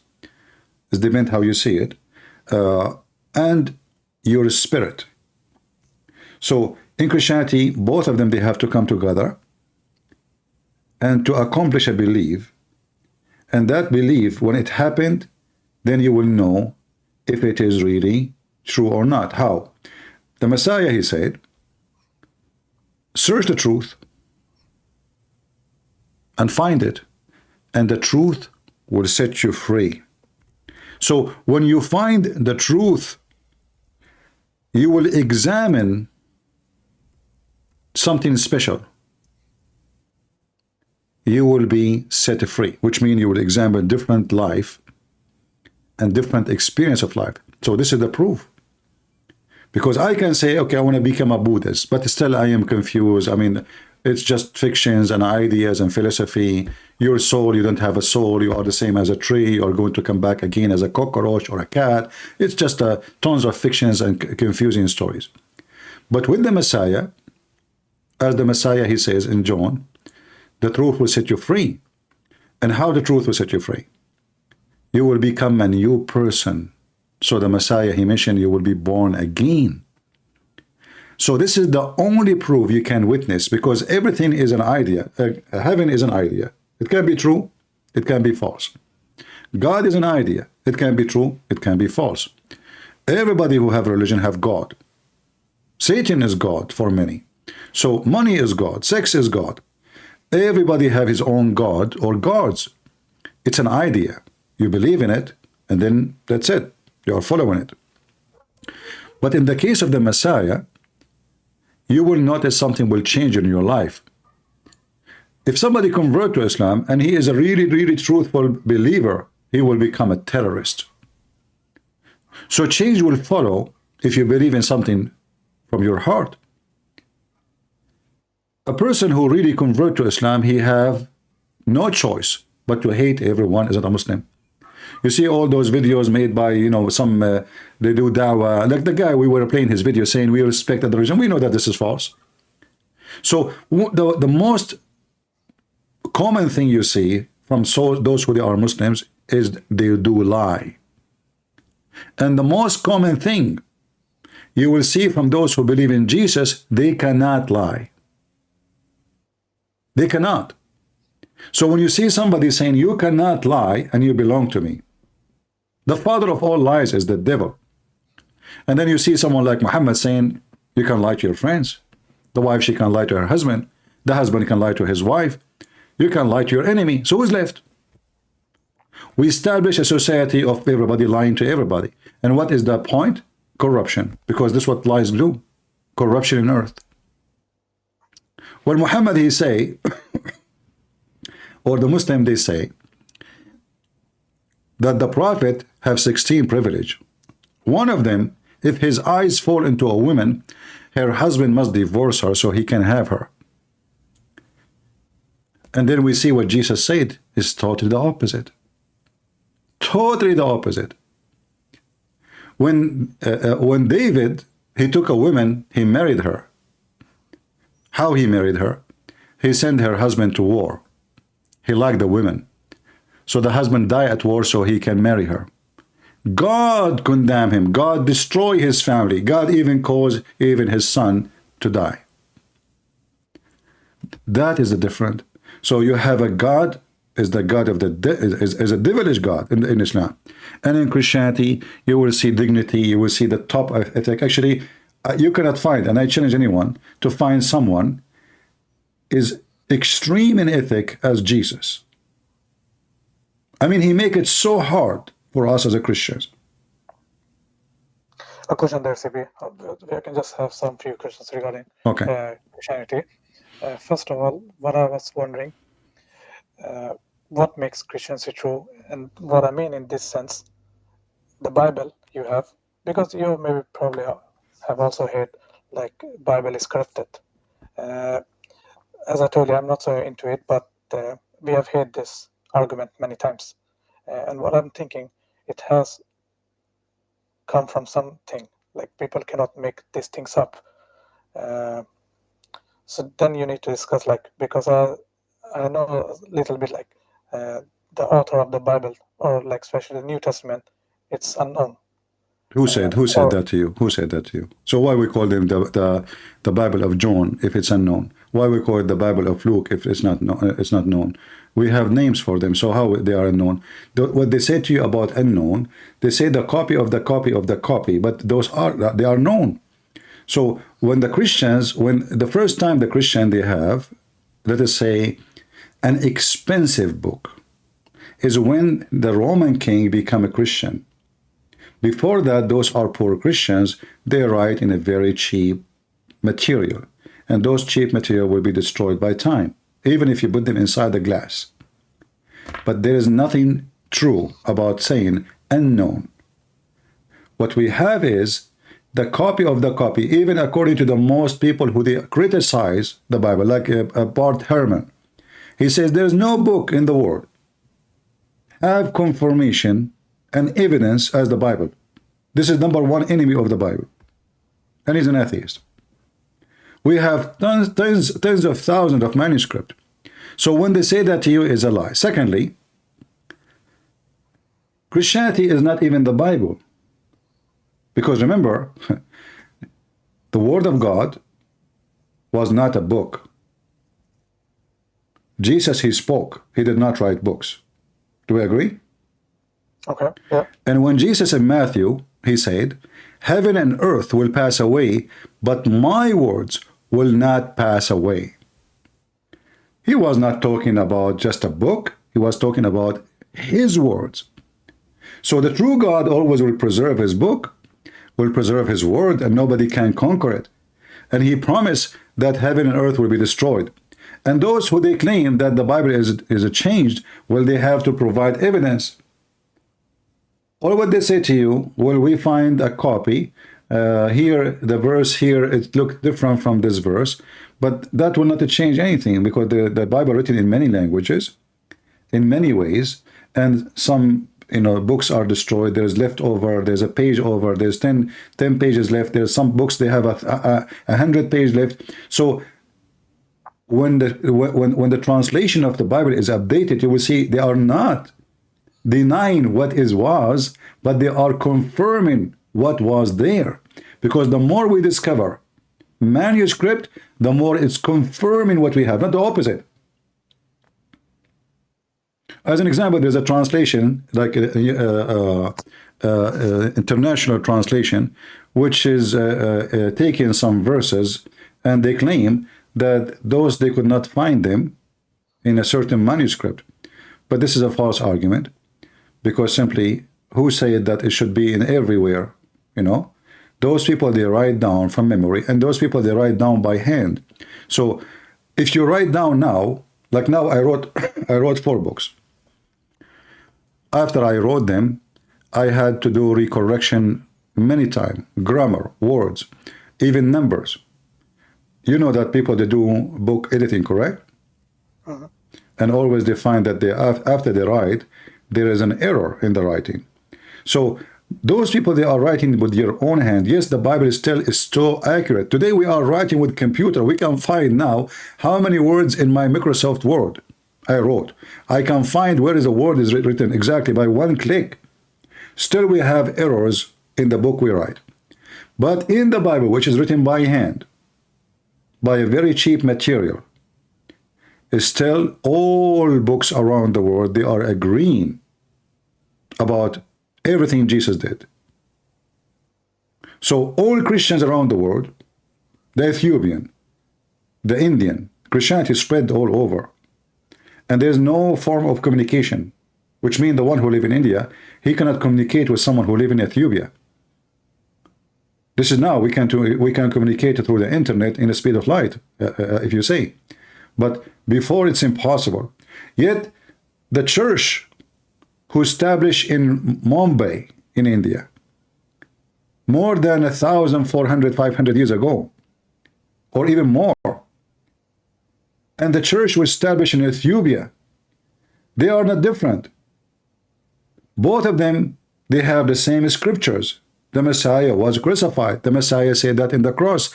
The Messiah did this. The Messiah, he healed that. So Christians spread around the world. How in the world that can happen? How you can make all the Christians in the world agree to corrupt their book, even though they are different, even different sect? So this is impossible, and this is one of the false claim. Same time, if Allah is the one who sent the Bible, then Allah could not protect his book. That means Allah cannot be God. That was my second question, because I've heard it before. He told me, you know, like most of the time the Muslim says, the Injil is not the real Injil, what we have seen today. And you have also asked this question, so where is the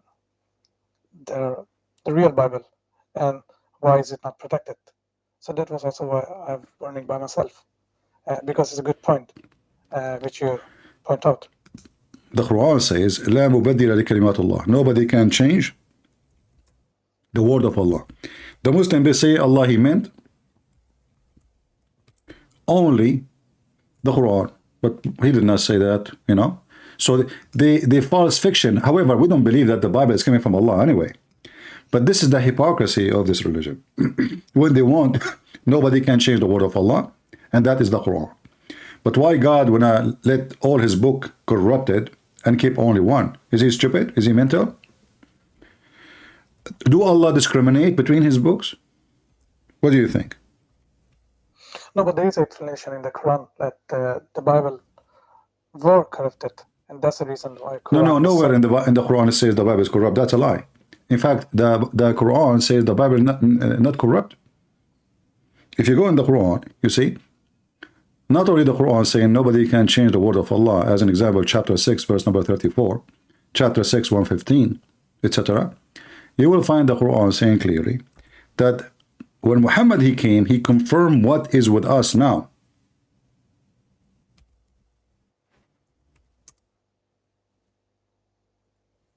If you go to chapter 2, verse number 89, or chapter 2, verse number 41, confirming what is with them, not was, confirming now, chapter 2, verse number 41.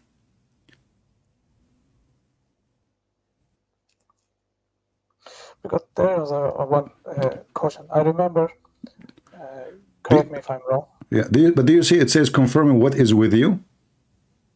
Yes, that was, I have a point there. If you take back it, like, because I know there's a verse in the Bible which says after Jesus there will be no prophets. So what I'm trying, if Jesus is what? There will be no prophets after Jesus. No. Or the prophets will be, there will be a false prophet. So that's my question, like, if we Muslims says the Bible is the word of God, and if the writing is there that there will be no more prophets, so why is there one more prophet? I don't know if you get my friend, first of all, you see, I hear your point, but first of all, who said that Muhammad is a prophet? A prophet is someone who prophesies, and his prophecy, they come to be true. All the prophecy of Muhammad became false. As an example, we were talking before you called me, I don't know if you heard me. Muhammad, he said, لِيُشِكْنَا Isa, the Messiah, the son of Maryam, will come down between you very soon. But this is 1400 years ago. Muhammad, he said, this child will not grow old before the judgment day come. And never happened, nothing happened. And this is 1400 years ago. Every prophecy, you will see that the Muslims, when they say the prophecy of Muhammad come true. As an example, Muhammad, he prophesied that the Constantinia will be conquered. Muhammad, he said, you will conquer, speaking to the Arab, not the Turkish. You, in fact, Muhammad, he says, never fight the Turkish as long as they don't fight you. Muhammad never thought they will become Muslims. Muhammad, he believed that the Turkish are Gog and Magog. They are evil. So when Muhammad, he says something, Muhammad, he was making a speech before he go to attack Tabuk. And he said, you will conquer Constantinople. He was encouraging his men. They went there, they come back empty-handed. They could not do it. And then when it happened, 1,000, 2,000 years after, we say, see, here we go. The prophet, he says, you will conquer the Constantinople. We did. You did not. It was the Turkish who is the enemy of the Arab. So the Muslim, they manipulate the statement of Muhammad. Muhammad, he was encouraging to go and fight. He says, attack the Roman and get the blondie girls. Yeah, I've seen that verse. But the thing is, the main question is, as I asked in the beginning, so why Islam, you see? What's the benefit? Like, why, for example, like, what is the benefit, like, Prophet Muhammad get from all of this? The benefit is Muhammad, he want to make himself a prophet, and he is not there. He cannot be. He cannot be. First of all, the Bible make it clear. There's two conditions of false prophet. First, if you prophesy in the name of other God, in this case Allah. Second, if you prophesy and his prophecy come to be false. So Muhammad did both. In the Quran, there's other condition, which is the stupid Muhammad agree upon. As an example, if you remember, Allah, he put conditions on the Jews. Do you know what the condition? If you can just show me the verse, it will be. So Allah, he put conditions on the Jews that they should not believe any prophet unless he gave sacrifice, and then Allah, he will send the fire to consume it. Chapter 3, verse 183. Sorry, chapter 3, 181? 183. 183.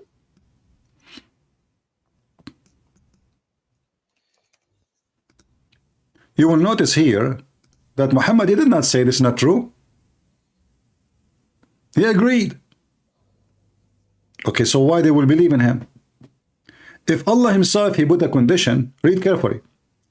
Those Jews who said, verily Allah has taken our promise, an oath, not to believe in any messenger unless he bring an offering which the fire from heaven shall devour. Say, verily there has come to you messengers before me with the clear signs, but you did not believe in them. No? If Allah, he told them this is the sign. But this is not the test, you see. So no, this is the test. Hold on, Muhammad agree with it. No, hold on. Did Muhammad agree or he said it's not true? He agree. So if this is the test made by Allah, Allah, he said to them, there is only one thing you should do to examine a prophet. You ask him to give a sacrifice, and then to show you that I send this guy, I will send a fire from heaven, the same as God, he sent to the fire to Abraham. When Allah supposedly, he took the story from the Bible, when Abraham, instead of sacrificing his son, Isaac, he gave, God he provided. The Quran says that Allah provided dhabhan azim, which means a great sacrifice. Allah, he sent the fire to consume it. This is the same. So Allah making a statement saying, you shall not accept anyone to be a messenger unless he do this. So why Muhammad don't do it if this is what Allah, he asked them as a condition? CP, my understanding of this verse is, this is a caution for the people, because, you know, like the prophets at that time, people didn't also believe in them. So this verse, what I understand, is saying that they were prophets with signs, and you still didn't believe in them. Doesn't matter. So doesn't matter. If Allah told me that the prophet who will come to you Jews, you shall not believe him unless he do this, then you should do it. Just do it. What the problem is it? But he did, right? No. You see, he did not. He did not. And Allah did not send fire because he knew. I mean, what he will lose if Allah will. If this is what they expose them, bring a sacrifice, make a miracle, let a fire come from the sky, and then all those Jews will get busted. So what he will lose? Sacrificing a sheep. Sacrifice a sheep, and let everybody see that you are a messenger of God. But he refused because he have zero miracles. So Muhammad did not say to them, oh no, this is true. This is not true. Allah did not give you this condition. No, He agreed. He said to them in the top of that, before me messengers, they come to you with the clear signs. Okay, give your signs. How come those messengers, they gave a clear signs? And who are they? Those messengers who gave a clear signs and they did not believe. Give me the names. Jesus? That's false. Because all the followers of Jesus, they were Jews. All the followers of Jesus. None of them is not a Jew. So if you say the Jews refused, that's a lie.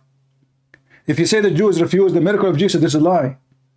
The Bible confirmed how many, a lot of people believe, and they were amazed of the sign of Jesus. So here is just an excuse. Muhammad, he cannot prove to them that he is sent by God, he claimed. It's very easy.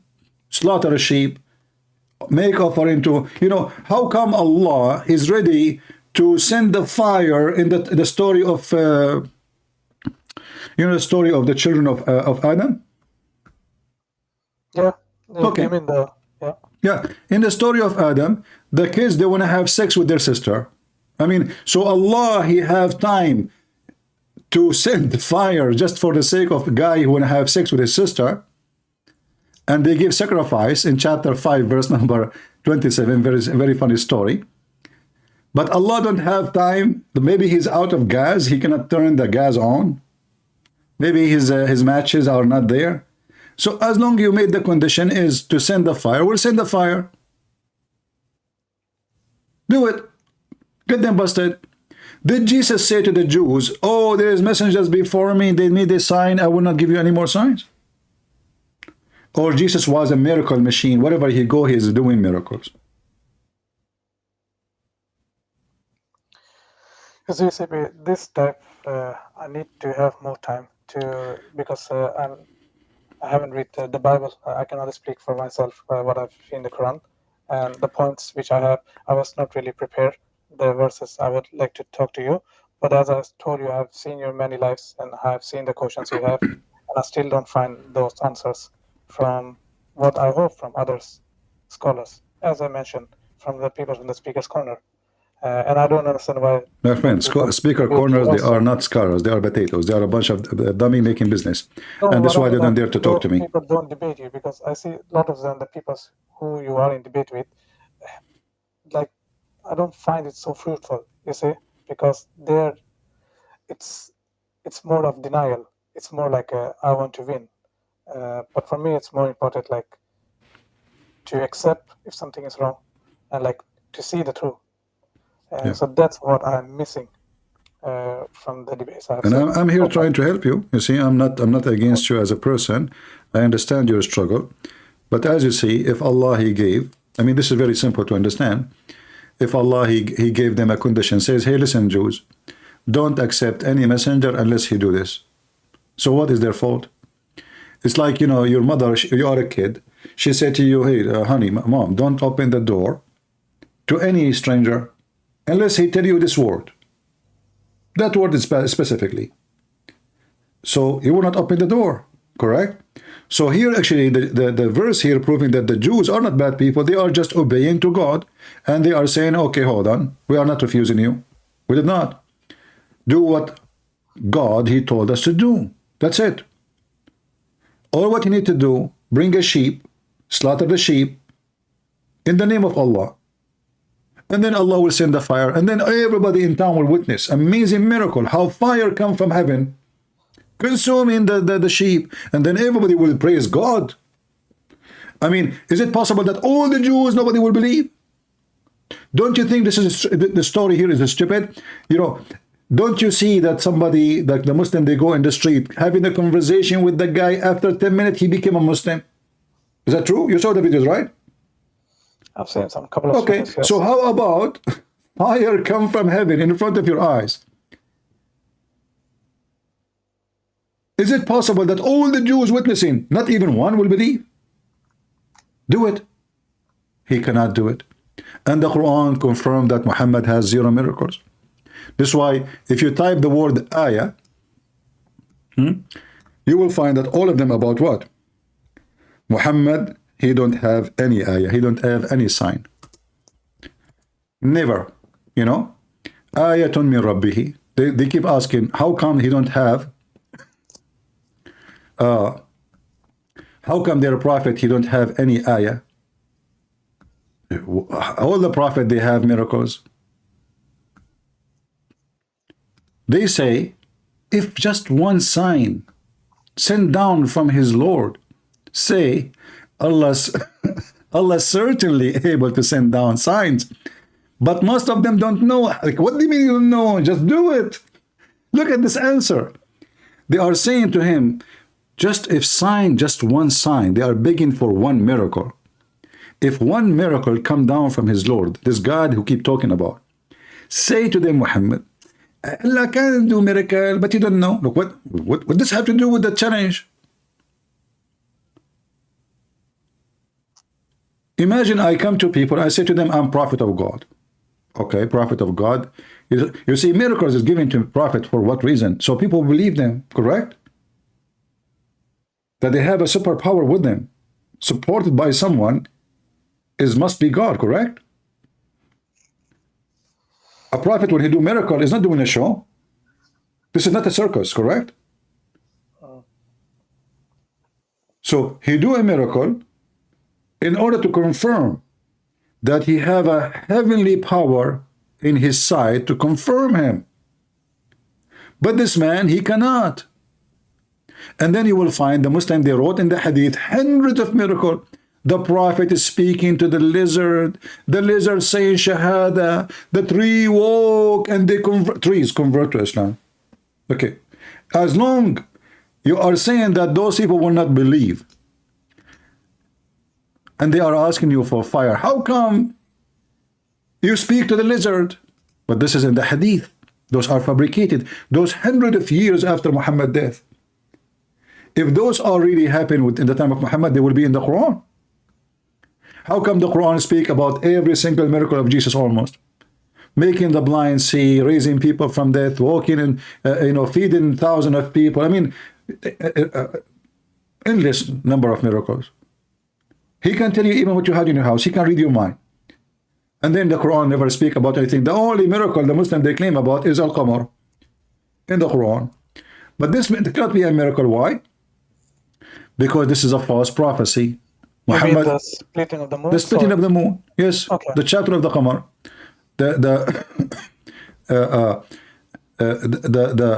verse saying that the moon is split asunder because the judgment day is started. Yeah, I remember you had this conversation. So this was a false prophecy, and simply this is the eclipse.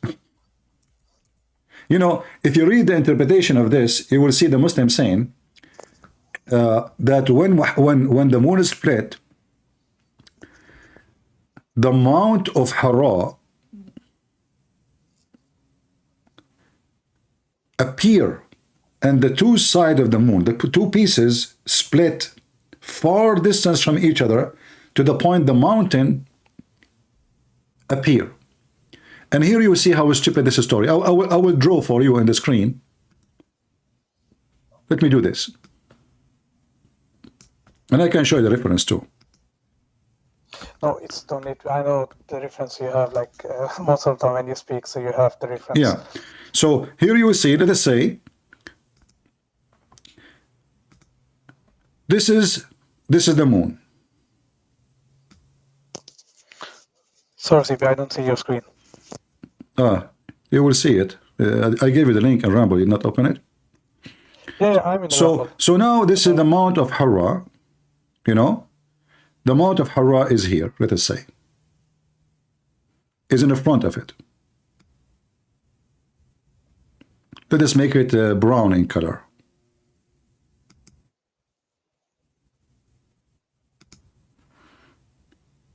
And use thick pen.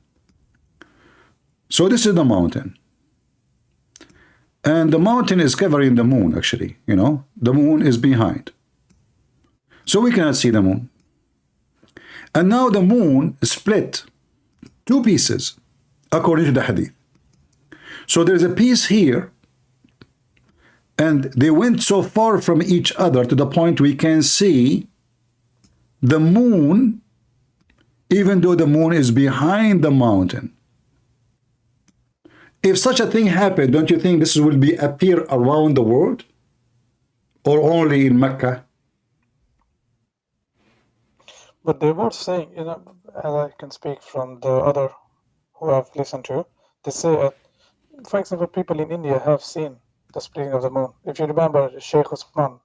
That's what Uthman. Go give me the you know, my friend. First of all, people of India, they cannot see splitting of the moon.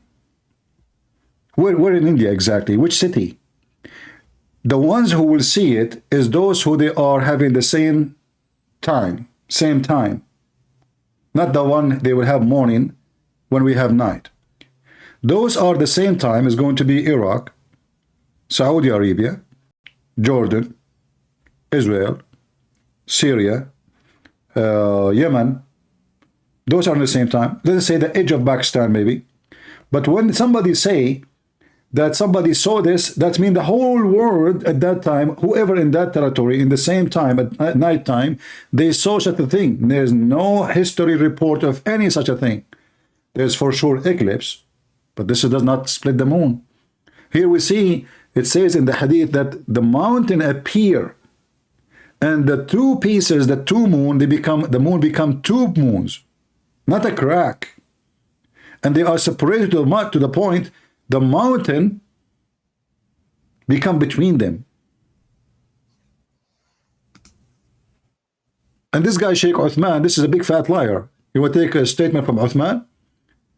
Uthman, the one who says that there is many Messiah in Islam? Uthman, he the one who brought a book. They challenged him about the book of Uthman. He bought a book from the library. It says the book of Uthman. And then he brought it to the park, and there's the stupid, when he went there, they told him open the page. You will see it says in the same book, it says this cannot be the Quran of Uthman. The same book in his hand. This is the guy this is the guy. Okay, hold on. No, I've seen your debate with him. I know one time when he was calling you, which I found, because finally there was someone who I could answer your question, I see, but he couldn't. Yeah, I didn't find it very okay good. You know what, Uthman will help you with something. If you remember in one of the videos, and I play in my intro every time I go live sometime, he said that Muhammad, he was a pagan and he do not know what Jibreel is. Did you hear it? I don't remember that. Here we go. I will play it for you, but I don't know if you will be able to hear me. I will play it in Ramble. But I mean, again, he doesn't know who Gabriel is, right? Because he didn't come from an Abrahamic faith. He said, he do not know what Abraham is because he did not come from Abrahamic faith. Did Uthman refer? Was he saying that? Yeah, it's in front of us on the screen. I just play it. Gabriel, Muhammad, he did not know Gabriel because he's not from Abrahamic faith. I will play it again. Let me play it. So he's lying to a Christian in the park. I mean, again, he doesn't know who Gabriel is, right? Because he didn't come from an Abrahamic faith. The people of Mecca were pagan. You see, he do not know who is. He do not know. Did you hear what he said? He do not know who is Abraham. He do not know who is Gabriel because he did not come from Abrahamic faith. He is the people of Mecca. They were pagan. So he just admit that Muhammad was pagan, never was Abrahamic. This is the biggest fat lie Muslims they repeat always, either by ignorant or by lying, that Muhammad was Abrahamic. But as you see, Muhammad never was Abrahamic. He don't even know anything about Abrahamic faith. I know I showed you the verse in the Quran where it says that he know not what faith is. Yeah, you showed earlier. So you see the CP, that's the point. What to do now? If you understand. You leave Islam, you know, and then we will discuss with you. If not now today, take your time to read some about the Bible, whatever you want, and come back to me, and I will help you. But if you are convinced, that Islam is false, then why you hesitate? You know, it's not about because this is something you have been following all your life. You think it's with the habits. It's not something which you can live in one day. No, you can. No, you can. What is it like a drugs? What do you mean habit? This is not. You are an adult. You are mature, and as long if you agree with me that Islam is false, then Islam is false. That's it. What habit? You want to follow something stupid just because it's a habit to be stupid? No, it's more like I need my time to explore, like to get a better understanding, because as I told you, I would love to hear this from a Muslim scholar, not because I don't trust what you are telling, but I just want to get the point to have this question to someone and let me hear what they have to, their explanation. My friend, all their explanation is explanation from people in YouTube is a fraud. Explanation of the scholars is there. The Arabic Quran is there, and you yourself you need to compare. And I showed you everything I showed you. None of them is maybe not what it says. It's obvious. So I'm not showing you something maybe, maybe not. I'm showing you clear evidence. No, that's what I mean. But what I mean, it's hard to like take it at the moment, because the reason why I'm also following you, I have my doubt, and that was the reason I wanted to talk to you live. But the thing is, for me, next step for me is like I would like to. Okay, let us do this. Read the Bible. Let us do this. Somebody in the chat, he says, why you don't invite those you call them scholars to debate me? Yeah, that's also my question also, because I've actually write to somebody in the Speaker's Corner. You know this group, SC Dawah. Who? I have SC Dawah in the YouTube. SC Dawah? Okay. Yeah, I have read to them. You can also contact them, and I have talked to someone live, but I don't get the chance. They say like they can't take live chats, so it's better if you just post a question. But this type of topics, it's not I can explain in 1 or 2 sentences. I need more time. No problem. Well, my friend, take your time and just be honest with yourself. It's your salvation, not mine. It's your life, it's your future. And nobody can see it better than you, where you want to be. But as you see, Islam is nothing but satanic, demonic cult. God who promised us nothing but sex, he cannot be. This is a sexual God. God is holy. His promise is holy. Life he wants from us is to be holy life. Life with ethic. We commit sin, yes. But we don't preach sin. We don't claim that sin is the best way to live. We struggle with sin. We do sin. We feel bad. We feel guilty. We ask for forgiveness. We pray.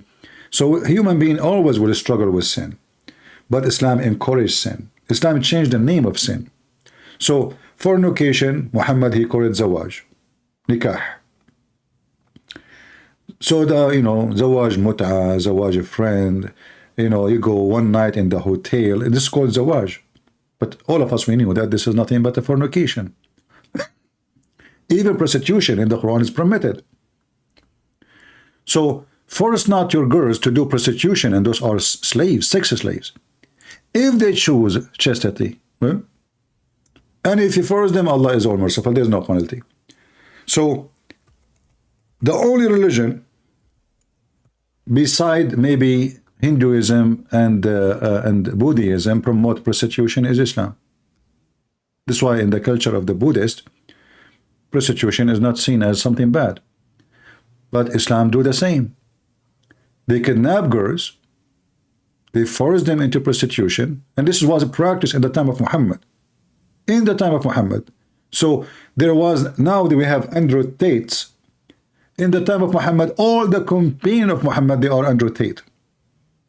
And then Muhammad now, he received complaint from the wives, because the wife, those people, they are busy with the women. They have a lot of women. Muhammad, all what he can do, he says, force them not to do prostitution if they choose a chastity. So if they choose to be prostitute, it's okay. And if he force them, Allah is all merciful. No penalty. This is the Quran. I've seen the verse, yeah. Yeah, chapter 24, verse number 33. CCP, what I try to say, I've seen all of your debates. Like past 6 months, I've been following all your debates and everything, and that's the reason why I'm starting to doubt and get these thoughts. But what I will do next, I will try to read the Bible, and let's see if I have some question there, and that it will be a, I think it will be more fruitful discussion where I can All have right, a chance perfect. to like ask something. But I appreciate very much for you calling me, and Well, I'm happy to speak to you, and I hope I keep my promise with you. I spoke to you. I hope I wasn't rude with you. Was I? no, I know how you are with others. So All right. So thank you for calling, and I will be happy to hear from you soon if you have any questions. And I will give you time to read. You know, I hope soon I will hear good news from you. all right, All thank right. you. Take care. Have a good night. Thank you. Bye.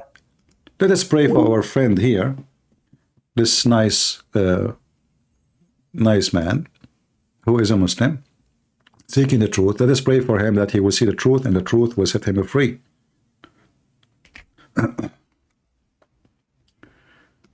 I mean, all the evidence take us to believe in one thing, that Muhammad is nothing but a fraud, and the only savior is Jesus.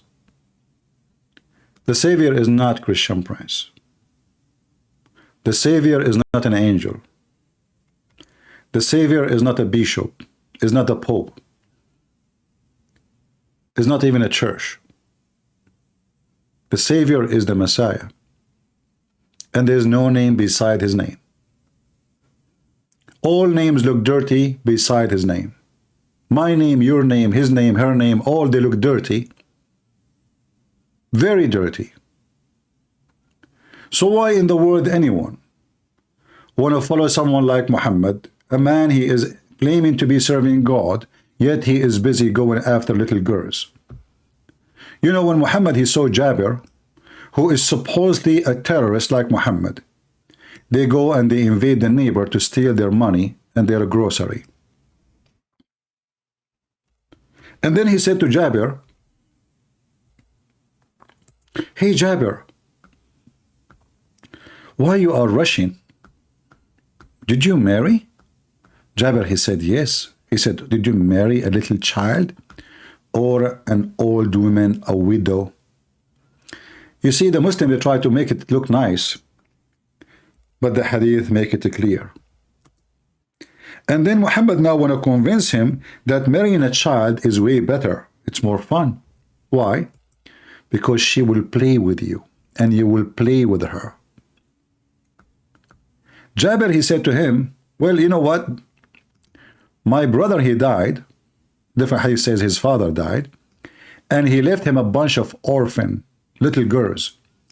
So I prefer not to bring someone like them. Read carefully. So I prefer to marry a woman who should look after them, not someone like them.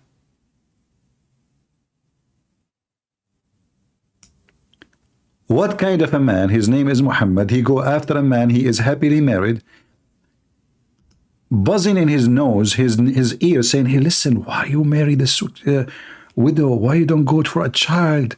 A child, she is more fun. You will play with her." What is that? Is that a prophet who have a good manner? I mean, Muhammad should do the opposite. If somebody wants to divorce, his wife should fix it. He is asking him to leave this woman and go after a child. I dislike to marry a girl like them. Who? They are orphan. And what the purpose to marry a child according to Muhammad? So she will amuse, you will be amused with her, and she will be amused with you. Do you see the pedophile? Do you see the pedophile Muhammad? It's clear. Which means Muhammad, when he married Khadija, she was a widow. So why Muhammad married Khadija? Because she have women, she have money. He was poor. She was his ticket to fly in the sky.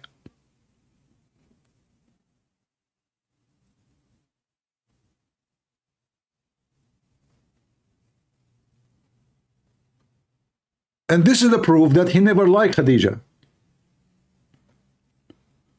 The pedophile, he could not hide his desire to children. And what the excuse to have a child in bed? She will amuse you, and you will amuse her.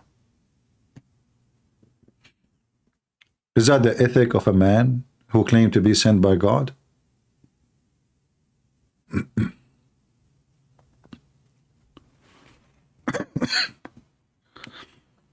Someone saying 7 or 9 children. Yeah, maybe the number is big for you, but in the old days, my friend, people, they have a lot of children. So what? Me, myself, I have 96 cousins, and all of us, we are Christian.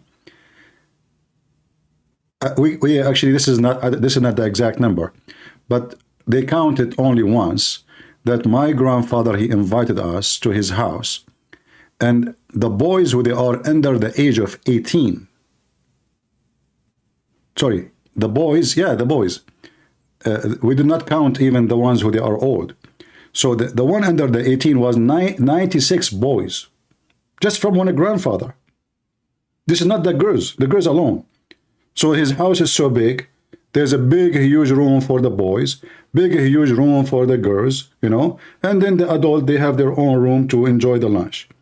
So this is how families in the old days, you know, the people don't have TV and they don't have Netflix. They go and they make babies. And they are better than people who they are living today, actually. Today, nations are dying. You go to Europe, you know, you go to Italy, there's nobody in the street. There's only migrant.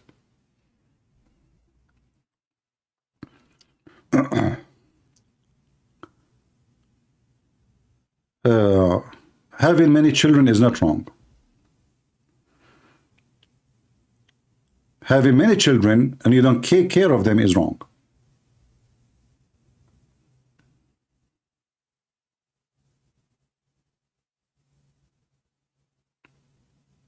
Having 1 or 2 children, you have nothing.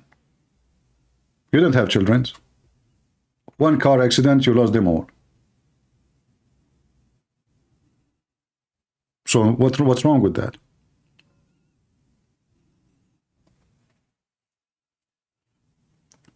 Nation have no children, they are not a nation. They will demolish, they will die. The one who will pay for your retirement, if you live in the state, is the child who is born today. So, you know, like once I was debating about homosexuality, and, you know, I wanted to use, let us say, the logic they understand. It's money. They worship money. So I did not tell them Bible, you know, and ethic. No. I said, who is the one who pay for your retirement when you are 65? They said, the one who is working at the time I am 65. I said, good. So if the nation become homosexual, lesbian and gays, where the baby will come from? Who is going to be working in the time you are 65? Nobody. We will have more old people and almost 0 young people, which means the 0 young people, they cannot afford to pay because this is from their tax. So homosexuality not only is not ethical, it's a destruction, even finance destruction. Even your retirement, you will go bankrupt. This is why we as a Christians, we have the blessing of the Lord to give us wisdom. They, as atheists or Muslims, they have the curse of God. They curse themselves. You see, a Muslim, God gave him many children. What he do? He teach them hate. And then he start losing them one after one for what? Nothing. If you go see what happened now in Gaza, what the Muslim accomplish after all the screaming, Allahu Akbar, potato Akbar, shawarma Akbar, falafel Akbar. What you accomplish? Nothing.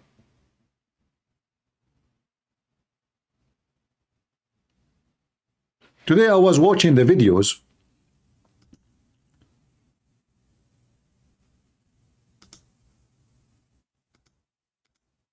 And the Muslims, they were cursing Hamas after now they woke up. Before, no. Before they were not. Before they were dancing when Hamas killed and raped. Now they woke up, they have no houses. Now they notice that they are no match to Israel.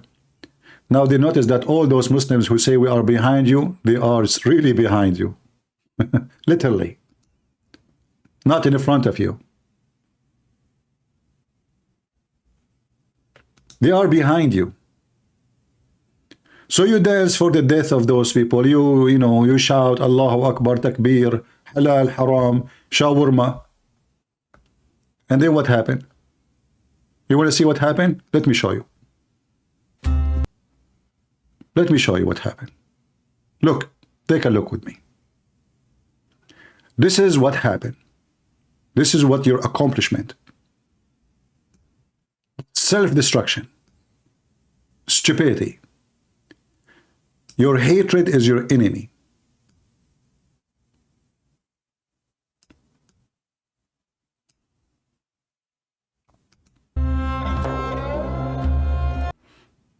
I will not play music. Look at this. Is that what you want? Is that the accomplishment? People lost their houses. Look at this.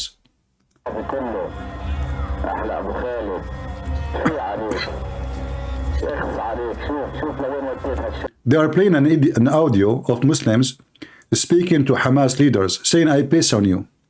I piss on you. Do you see what happened to the people? Open your TV and watch. Do you see what happened to the people, what you did?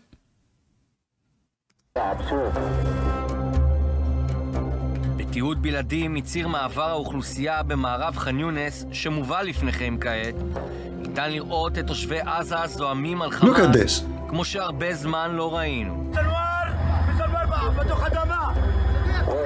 This guy is saying Sinwar is under my shoes, and he is saying very filthy language. Those, what you did?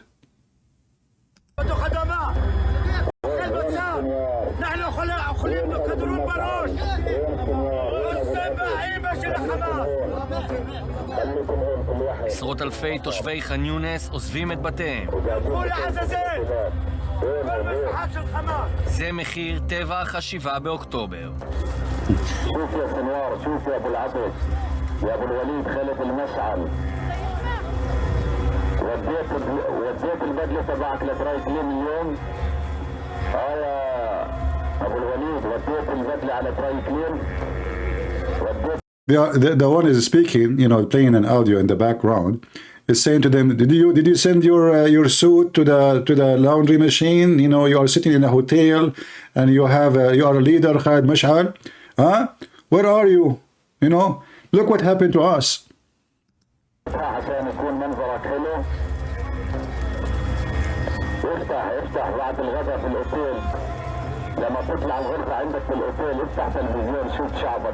He says, open, hey leader, Hamas leader, open your TV in the hotel. See, this is your people. What they did to themselves. The Israeli, they withdraw from Gaza. They say to you that Israel, they put them inside the cage. How they are inside the cage and they have all this weapon? How somebody is inside the cage and he have all this weapon? They have borders. They are in control of the borders with Egypt. They are.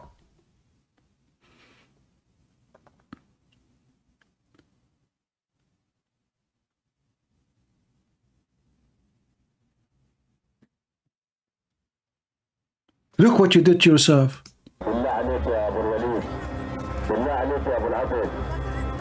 אני רואה את התמונות הללו בכל יום בשבוע האחרון, וכך ניתן להניח שגם סינואר ודף עמוק מתחת לאדמה. את החורבן הזה הם הביאו במו ידם המגואלות בדם.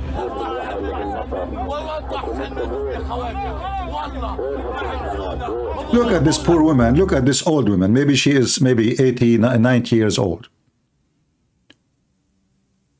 They were sitting in their houses. They were fine.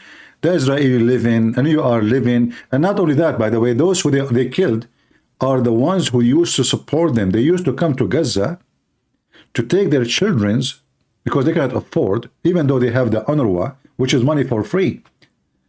But in those hospitals, if you have let's say a surgery, they will say to you, oh, we are not capable of doing it. But if you are a son of Hamas, then they will put you right away in the surgery room. So the Israeli who used to live next to them, they used to come to them, they visit them, they take them to hospital, they take care of them. Those are the most people who support peace. And then they come and they kill them, they slaughter them, they rape them. Those are the ones who want the Israeli to give the Palestinian a state. What the Palestinian did, if we can call them Palestinian, they slaughtered them. So look what happened now because of the hatred of Islam. You will never have your state. Because the Jews cannot trust have a state for those people next to them. All what you will have is a container. And this container will have to have no weapon. Because now you made it clear to the Jews that you cannot be trusted. And you cannot believe in peace.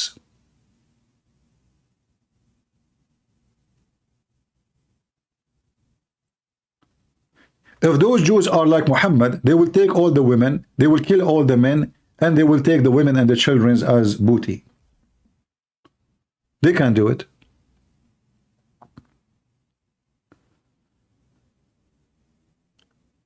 And those people, by the way, they are not decent. Those civilians, we are sorry for them. They are not. When the Hamas attacked, those women and children, they were dancing in the street. Allahu Akbar. They were so happy. They started giving candies and sweet and celebrating the victory. Crying. They were crying from happiness. This is how much the massacre touched their heart and their feeling. Now because the Jews, they brought victory and brought shame on them. Now they are cursing Hamas. Why did you not curse them yesterday? את העוצמה הזאת אי אפשר לעצור. And actually I saw the villa of Sinwar. They entered the house of Sinwar. Let me see if I can find you the video of the villa of Sinwar. Hold on. Oh, look at this. They decide to make Hamas enter into karate school. What you will see now, those are called a Nukhba, which mean the elite. The elite brigade of Hamas. Look at the elite surrendering like a chicken. בהובלת אלוף משנה לירון בטיטו, Potatoes. יוצא לעוד מבצע מוצלח. Potatoes. מחנה הפליטים ח'אן יונס, You see? אולי המקום המסוכן ביותר ברצועה, בו על פי הערכות יש עדיין 1,000 מחבלים, בדגש על עדיין. זה מחיר נוסף שעם ישראל גובה Those are the elite of Hamas. Do you see them? The guy, he called them potato like me. This is the video. Look, do you want to see the villa of the leader of Hamas? You want to see the house of Hamas? I mean, very poor. The guy is... Yeah, watch the house of the leader of Hamas. Let us see. Where is the villa? Let us go to the villa. Here we go. Look at this. This is the villa of the Sinwar. Do you see the poor guy? Look at the house.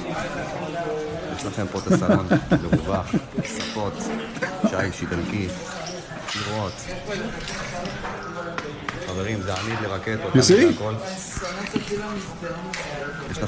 Look at the stairs. Fancy. Second floor, third floor, fourth floor. Look at this.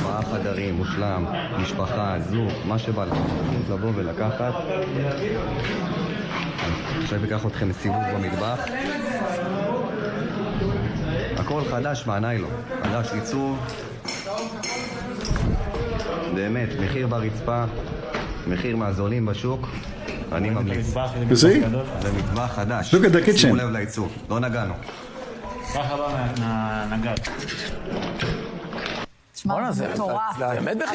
I mean, this guy is so... This guy, he have no job, he have no income, and suddenly he have more than $4 billion in the bank. The total is 41... Sorry, the total of the four leaders is $11 billion, I think, right? I made a video about it.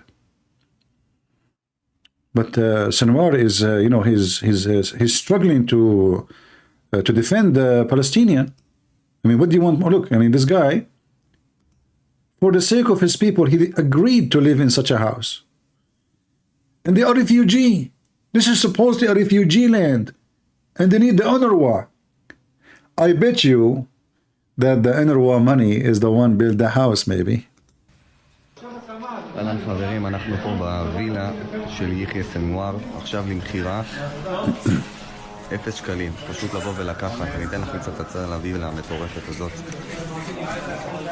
יש לכם פה את הסלון מרווח. He's talking about the area, how big area. Look at the saloon. Look at the column, how it's made. חברים, זה עמיד לרקטות, עמיד להכל. Yeah. All is decorated highly. הנוף המטורף הזה שמשקיף. All the house, you will notice all the house have fake roof, which mean decoration roof. It's not just concrete, like normal people they do. No, they have attached roof. Actually, there's a place here, let us see in the video where you can see it. Let me see if I can see, I saw it. You will see where the fake roof collapse. Here. If you go there, if you zoom in this room here, that room there, the fake roof collapse, you see it? This is a decoration roof. This is very expensive. So this guy is not only like having a house. Do you see the fake roof? The fake roof came down in the ground. Decoration.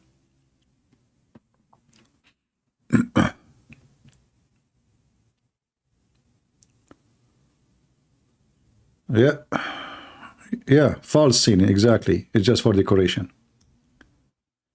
So what what you accomplish? And now where is Iran? Why Iran don't go and make wage? Allahu Akbar, here we go, Israel in front of you.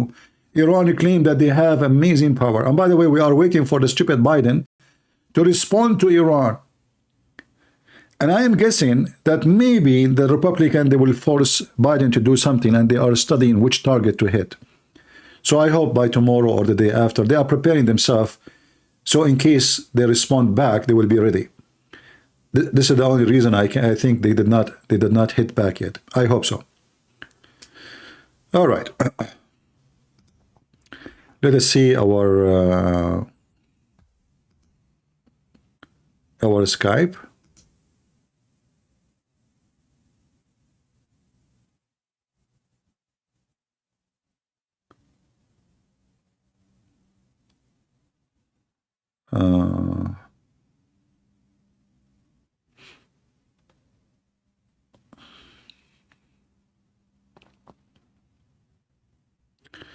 All right, somebody asking me to respond to some Hindus mocking Christianity. No problem. We will visit the Rat Temple soon then. All right.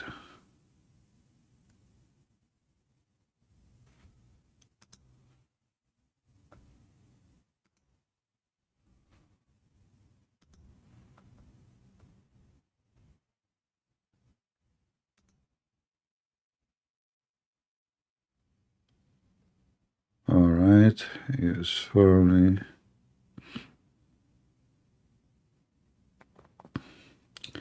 Anyone will say to me, there is somebody you can debate him, etc. Just let him debate me. Give him a Skype. What I would do, just, I chase people.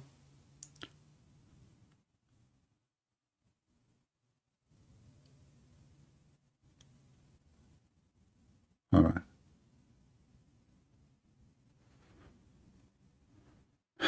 Do we have any Muhammadan?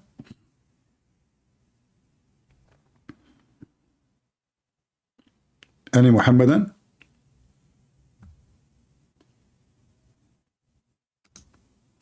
Don't worry about giving us a like or not. It's okay, I don't really care no more for those things. It doesn't count for me anymore, How many people watch, how many. The important is to deliver the message. People download my videos later, share it around in YouTube, everywhere. That's enough for me. So don't worry about who giving like and who 1,100 watching. It's a blessing. I don't care. Even if they are 500. Do we have any Muhammadan?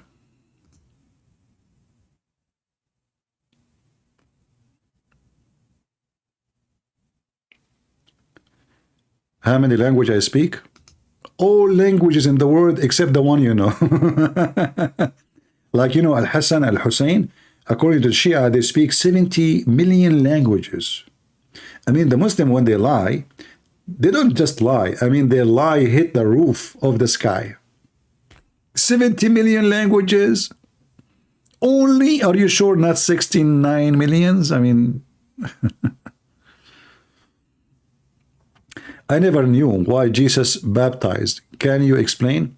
Well, the baptism of Jesus is to confirm. If you read the messages clearly, you will see that a voice came from heaven said, "This is my only begotten son." Correct?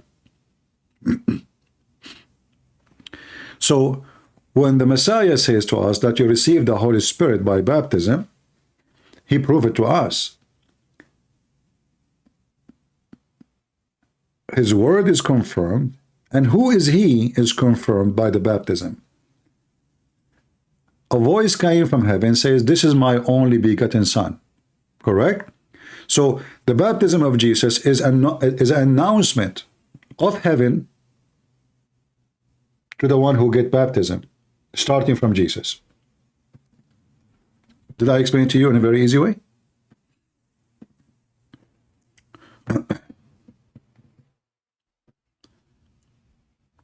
It's very easy to understand.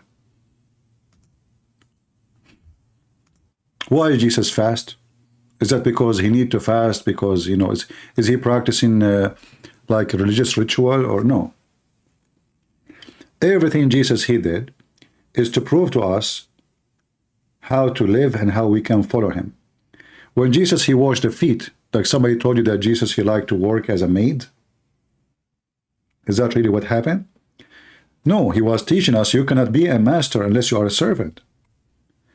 And when he fasts, he is teaching you fasting.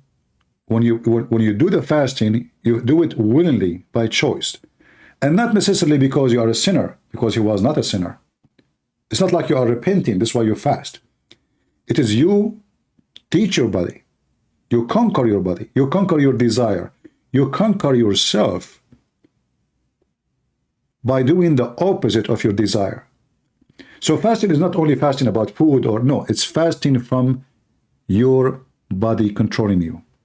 It's you doing the opposite. You are controlling yourself. All right? Christianity is not like Islam. It's not about superstition and fictions. Everything happened for a reason. When Muhammad, he says, when you do yani, put your hand over your mouth, it's not because he's teaching you health or hygiene. He is teaching you that shaitan jump in your mouth.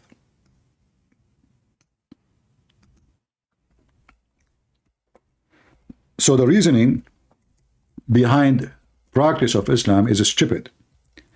The reasoning of practice in Christianity is super intelligence.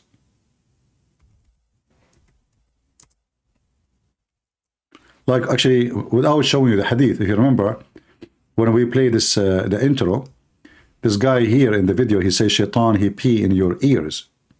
Where he got this from? From Muhammad. You know? That we believe without understanding. A very important question. We believe without understanding. And then here, watch this. This is what Muhammad teaches. The Prophet tells us because Satan or the devil sleeps over our nostrils. Those who oversleep and not pray Fajr on time, Satan urinates in their ears. I really do think Jesus was crucified and that he really was. So Islam is just a silly cult. Silly, it's stupid. It's just a fiction and superstitions. You know, Shaitan, he play with your anus when you go in the bathroom. Shaitan, he block your your anus if you don't say certain words. Shaitan, he will round himself around your penis if you don't say certain words. So Islam is to make you a captive of stupid superstitions. So you will be always afraid and terrified.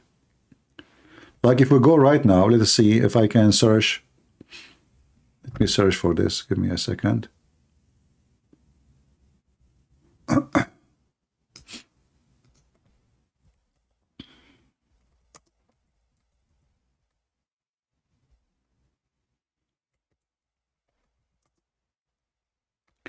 We will search for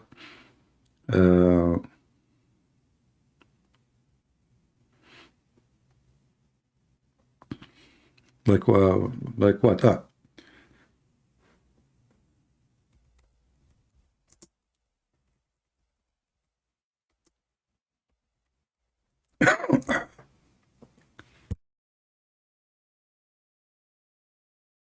Sorry, I'm coughing.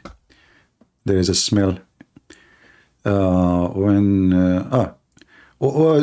da'wah before you enter the bathroom. Okay. Can I enter the bathroom without saying Bismillah?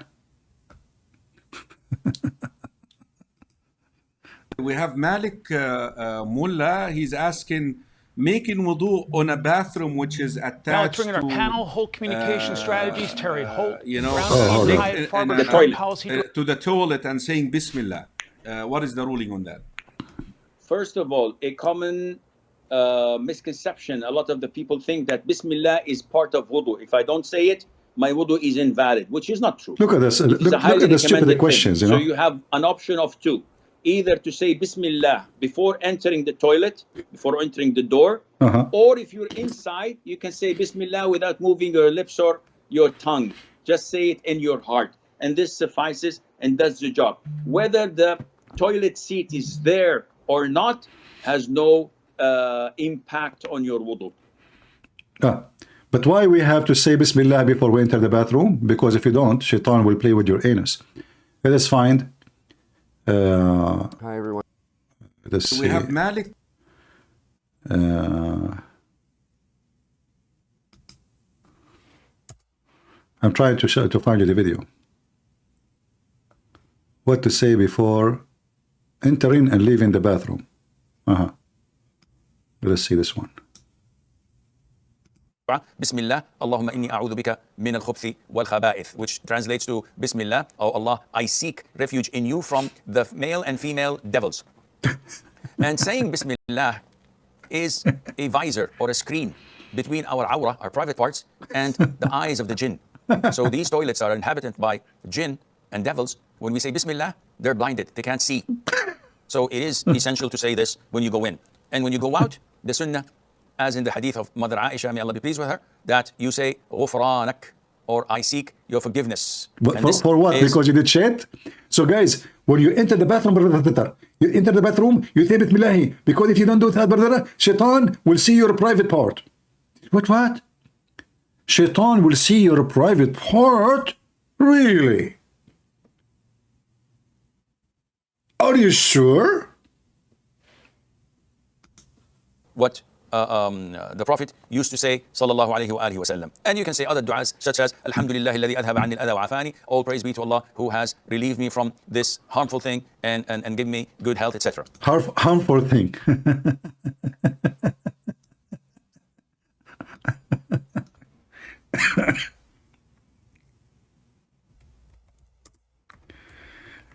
I seek forgiveness from Allah because I just did shit. Excuse my language. I mean, can you believe such a stupid thing? You know? Very serious questions. This person, he have a doubt if he did fart or he did not. This is important. What happened? Canada's first question, and he says that whenever he squats or sits to wash his feet, he doubts whether he passed wind or not. And he gave the answer himself, alhamdulillah. With knowledge, you annihilate, you erase doubts. And he gave the rule himself. Alhamdulillah, I didn't do anything. Alhamdulillah. So he said, I just heard you say that doubts do not impact certainty. And this is the ruling that the Prophet gave us, alayhi salatu. He said, when any one of you is praying, he should not leave his prayer just for the thought that he had passed wind. The thought itself does not break your prayer.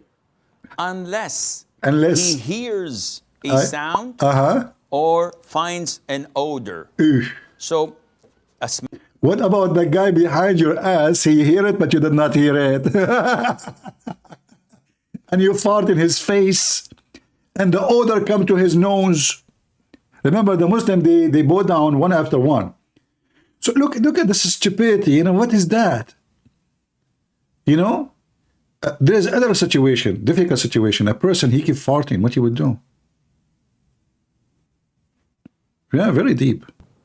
Assalamualaikum, Sheikh. I have problems regarding passing wind due to passing wind. And due to constant fear of passing wind, I can't concentrate in Salah. And sometimes I'm confused, did I pass wind? And this causes me to lose my khushu in Salah, and I hasten to end my Salah. So how can I overcome this? One of two, my friend. Either you actually have a medical history and a medical... That's deep. He discovered that he have a problem. Medical... No, my friend, he is a farting machine. He keep eating beans. medical problem that makes you pass wind, involuntary, or you're doubting that you are passing wind. If you have the former, if you do have a medical condition that makes you pass wind involuntary without any control, and this is frequent 24/7, in this case, the scholars say the moment the adhan is given, you can offer your wudu and then pray between the adhan time until the end of the time of that prayer without the need of renewing your wudu if you were to... Do you see, they make a trick to avoid... Like, I thought you have to do ablution, it's a no question, but now they make a trick. Before, when the adhan start and before, if you do that, it's okay. Look, what the heck? Pass wind. Why? Because Allah says, فَاتَّقُوا اللَّهَ مَا اسْتَطَعْتُمْ. Fear Allah to the best of your ability, and this is the best of ability of farting. Oh, okay.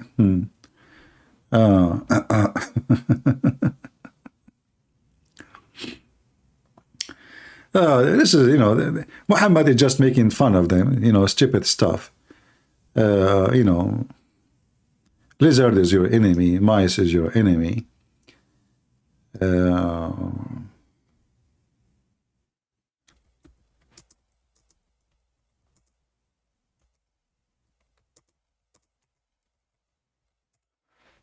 Let us see. Is it permissible to write to your wife? Sure. Well, that's easy. That is the best advice. The first question that we have, the brother says, when it is permissible for us to lie, meaning that, can I lie to my wife if this adds some form of harmony between us? This is from brother Muhammad. Guys, lying to your wife will add harmony. What? Can I lie to my wife if that will add harmony? How what? So harmony will not work unless you lie to your wife? Explain to us, brother, how does that work? Well, Muhammad, the Prophet said, alayhi salatu wasalam, lying is not permissible except in 3 cases. Only. Hold on, Sheikh. Are you saying that lying is permissible? Akhi, Allah Azza wa Jal stated in the Quran that lying is sinful. The Prophet sallallahu alaihi wasallam stated that lying is sinful. But the Prophet himself made an exception in 3 cases. And these 3 cases, when you hear them, you would understand that the benefit of lying far exceeds the harm. So if someone says, you took my money, and I said, no, I didn't, and I'm lying, there's no benefit in this. No, there's a benefit. You took the money. You see the stupid logic? He is telling you if the harm exceed if the benefit exceed the harm. Well, yeah, the benefit exceed the harm. You took the money. A benefit for me, it's far less than the harm which has been inflicted upon the man I took his money. Yeah, so if the guy is rich and I am not rich like him, and I steal his money and I lie, that mean it's a benefit for me, is less harm for him. But the Prophet said, alayhi sallam, 3 cases. Tell us. Okay. Is when a man lies to his wife And scholars explain this by saying that such a lie in order to increase harmony. So she says, honey, how do I look? And she's wearing a dress. And you say, by Allah, I don't know which makes which more beautiful. Did you hear? Did you hear? They even use the word Allah lying. Do you see? They swear by Allah. Did you hear what he said? People, did you hear? He said, by Allah. Look, he is explaining to us how legitimate is to lie. He is explaining the legitimate lie. Swearing by Allah. Did you hear him? Listen carefully. This is supposedly the good lie. Listen carefully. Swearing by Allah. That such a lie in order to increase harmony. So she says, honey, how do I look? And she's wearing a dress. And you say, by Allah, I don't know which makes which more beautiful, you or the dress. See? Swearing by Meaning Allah. that you are making the dress looks beautiful, though the dress is normal. So you compliment her, though she is as ugly as she can be. What? Did you hear it? The wife, she is ugly as ugly can be. Yet the Muslim is allowed to swear by Allah. Swearing by Allah, using the name of God in vain. This is a very big sin in the Bible. So we swear in the name of God just to lie to a wife about a dress. And by the way, this example is very funny because you can lie to your wife about anything, including how if you get married or not. Like, do you remember Lily Dawah? He made a video about secret wife. Do you remember? I mean, Hijab, he says, yes, the Prophet, he says, you can lie to your wife about this. So it's not about the dress, and it's like how silly, it's stupid, you know. You can even lie about you sleeping with other women. Serious stuff, not a dress. But here you notice in this example, and he is laughing because they don't respect God's name. Muslims, they don't care for God. They worship Muhammad. So imagine he swear by the name of his God, by Allah. I don't know which one is more beauty, you or the dress. Using the name of their God in vain, that means Islam is satanic. And you say, by Allah, I don't know which makes which more beautiful, you or the dress. Meaning that you are making the dress looks beautiful, though the dress is normal. So you compliment her, though she is as ugly as she can be. See? But you say this to increase the harmony. The man comes out of his shower and flexing his muscles in front of his wife and say, how do I look? And she says, by Allah, mashallah, you look like Arnold Schwarzenegger. Uh-oh. And he can't even see his toes from the size of his belly. This lie is permissible. What is not permissible is that if he's going for a night with the boys and he says, I have a shift, I'm not going to come.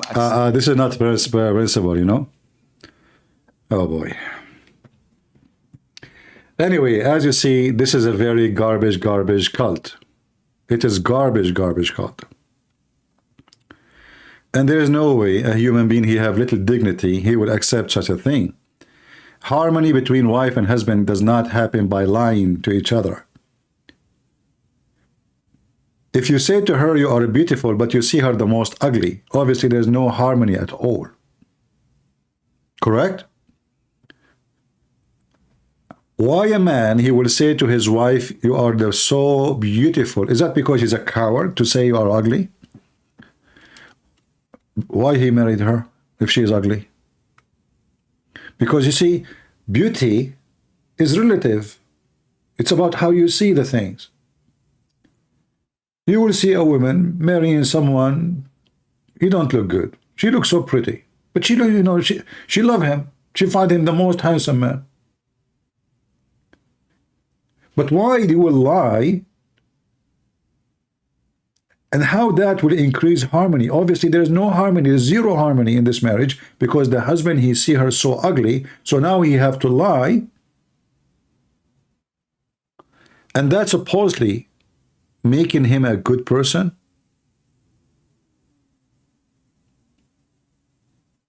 And this is allowed. Why you marry her? Who's forcing you? Don't marry the women.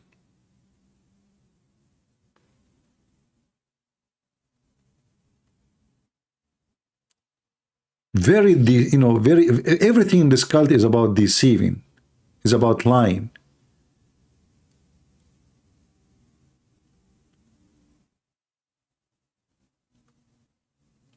And the man who promotes lies, he cannot be from God.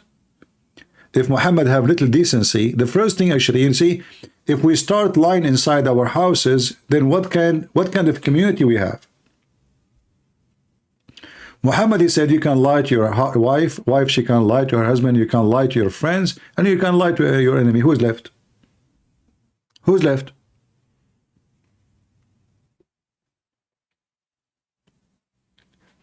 This is why Islamic society is extremely corrupt. You look at them, they grow beard, etc., but they cannot trust to have their windows without bars.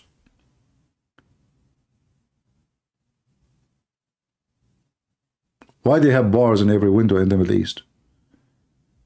If everybody is religious.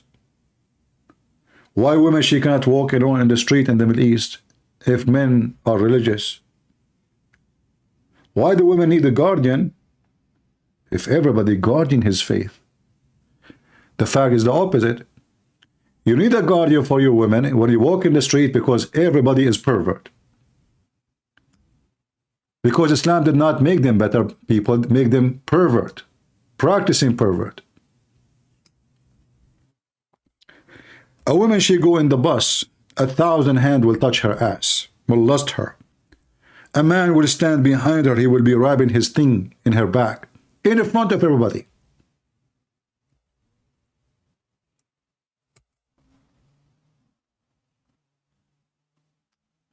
If I type just the word taharrush in Arabic, what I will find? You will not believe it.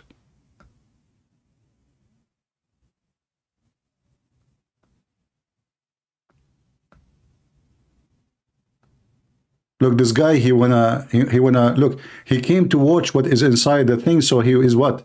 He's rubbing himself in the ass of the women in front of him. Do you see? If you watch these videos, you will see how disgusting they are. This is what happened to you if you go inside the bus in the Middle East. You will have a baby before you get out. Look here, look. All those videos is about the same thing.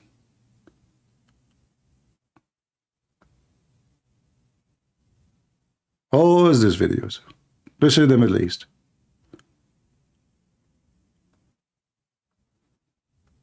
Like, I cannot play it for you all. Like here, look at the bus. Look how he is standing behind the women. You see how he's standing? Look.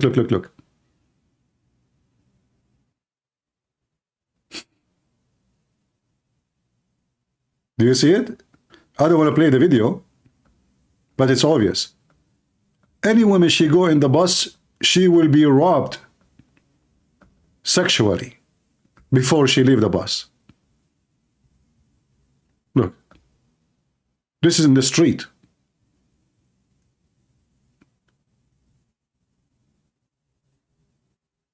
He's harassing the women. He want to grab her. Look, he grabbed her, you know?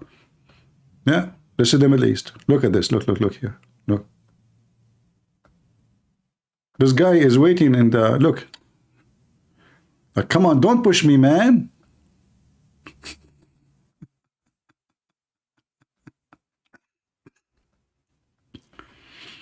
We better stop here.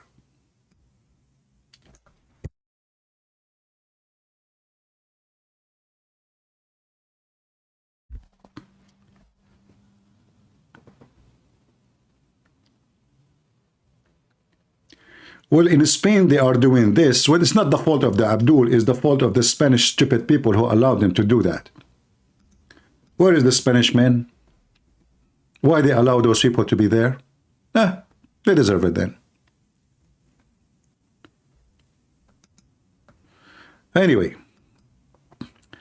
I think we have enough for today. This is Fox News waiting for Biden to do something as response to Iran.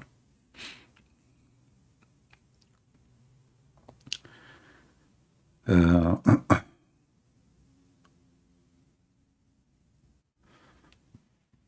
you talk about verses in the Quran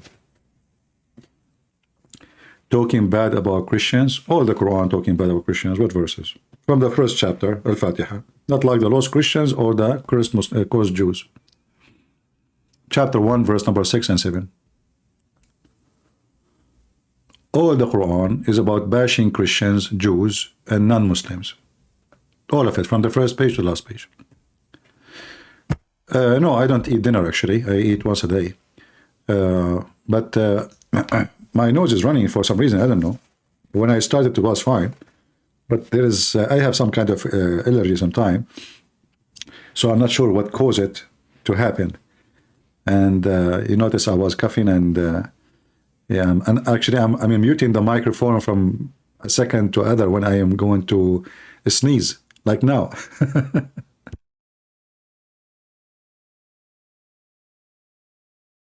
It's good to have a mute for the microphone, otherwise you will hear me. Anyway, I want to say thank you all guys for being here. May the Lord bless you. Don't forget to share the videos with your friends, invite them, subscribe. As you see, our channel here is just growing. We have just a few thousand, but few is a blessing, and a few who they are serious is better than millions who they are useless. So I'm blessed by having you, and I pray to the blessing Lord, the blessing of the Lord to come upon you all, and to give you wisdom, knowledge, and making you able to use it so you can have a benefit with it in your life. See, what we learn here is not only about Islam, we learn about how we as a Christians understand ourselves, our faith, so we can refute the false people who like Muslims. It's very important for us to take knowledge. You know, you should be like an oven. You know, nobody want to eat the dawah. The dawah tastes bad. Even the dawah, which is the bread before you cook it, tastes so ugly. If you try to eat it, it doesn't taste good. But as soon you cook it, become bread, then that dawah will become delicious. And this is how knowledge is.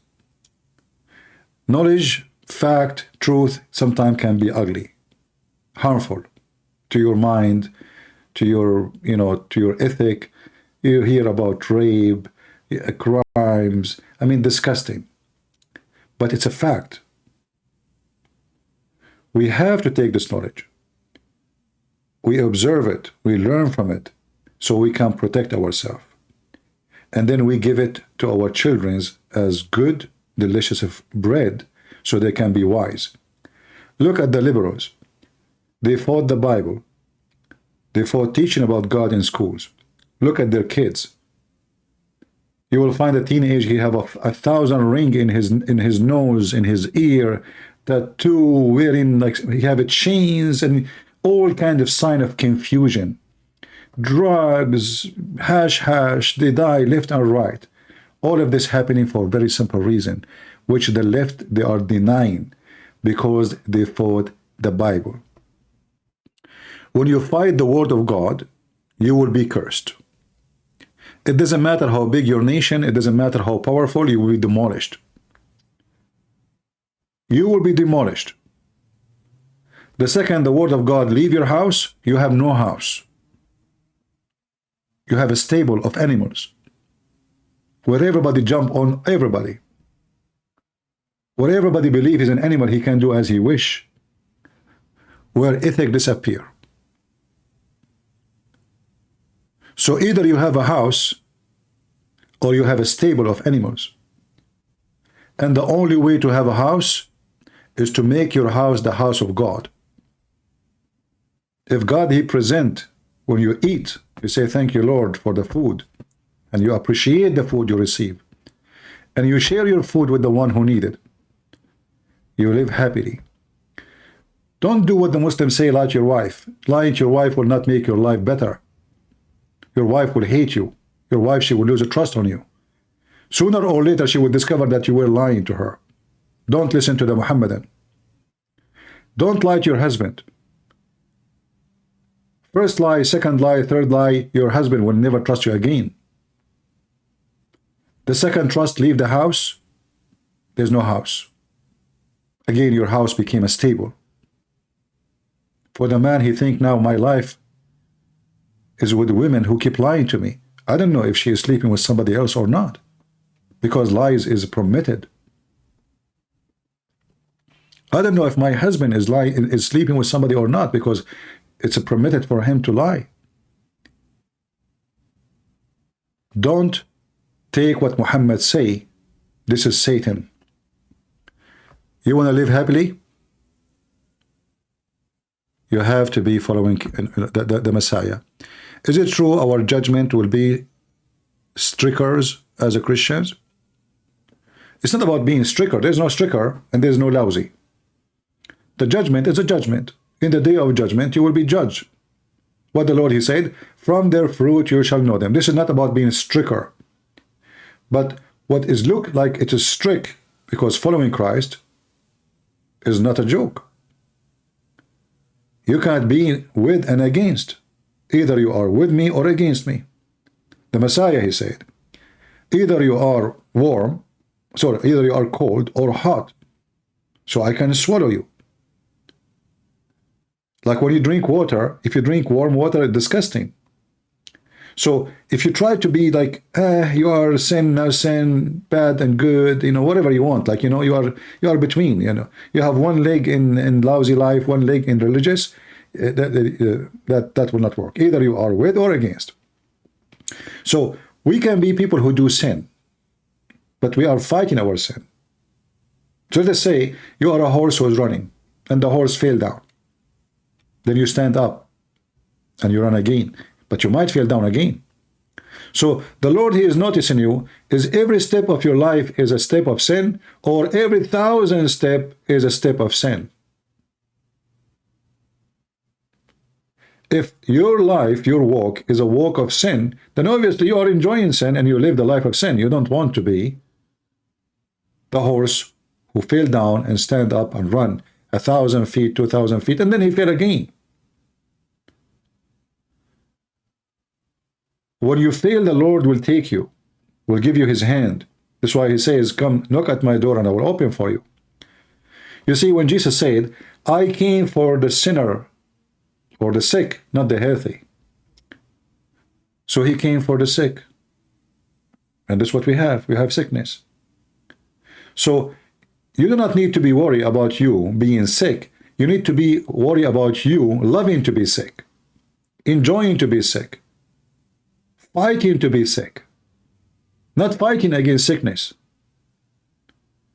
So the one who enjoys sickness, this one, he will go to hell. The one who fights his sickness is the one who belongs to the Lord. Otherwise, all of us, my friends, we commit sin. All of us. If there is one person, he says to you, I don't commit sin, he's a big fat liar. If there is anyone up here can claim that he don't commit sin, can I say to you, I am a perfect person who don't commit sin? If I say that, I'm a big fat liar then.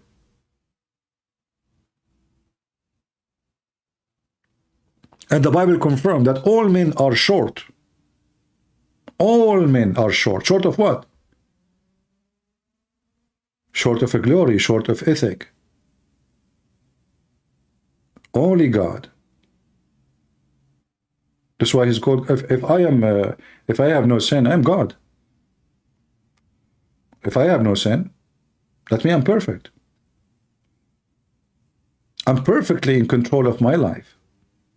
I'm perfectly in control of my desire. I'm perfectly in control of not doing wrong. But that is not really what a human is about. And the Lord, he is the one, he is your maker. He knew who you are. But when you go in denial and you say, I don't want your help, I don't want your forgiveness, I don't need anything from you. You are alone. You are just left alone, like those atheists. Look at them. They are the most stupid people ever. Their life is a disaster. Go to every city, conquered, I want to use the word conquered by atheism. See how their life is. There's no safety, there's no security, drugs, infestation. There's infestation even of cockroaches. People don't even have hygienes.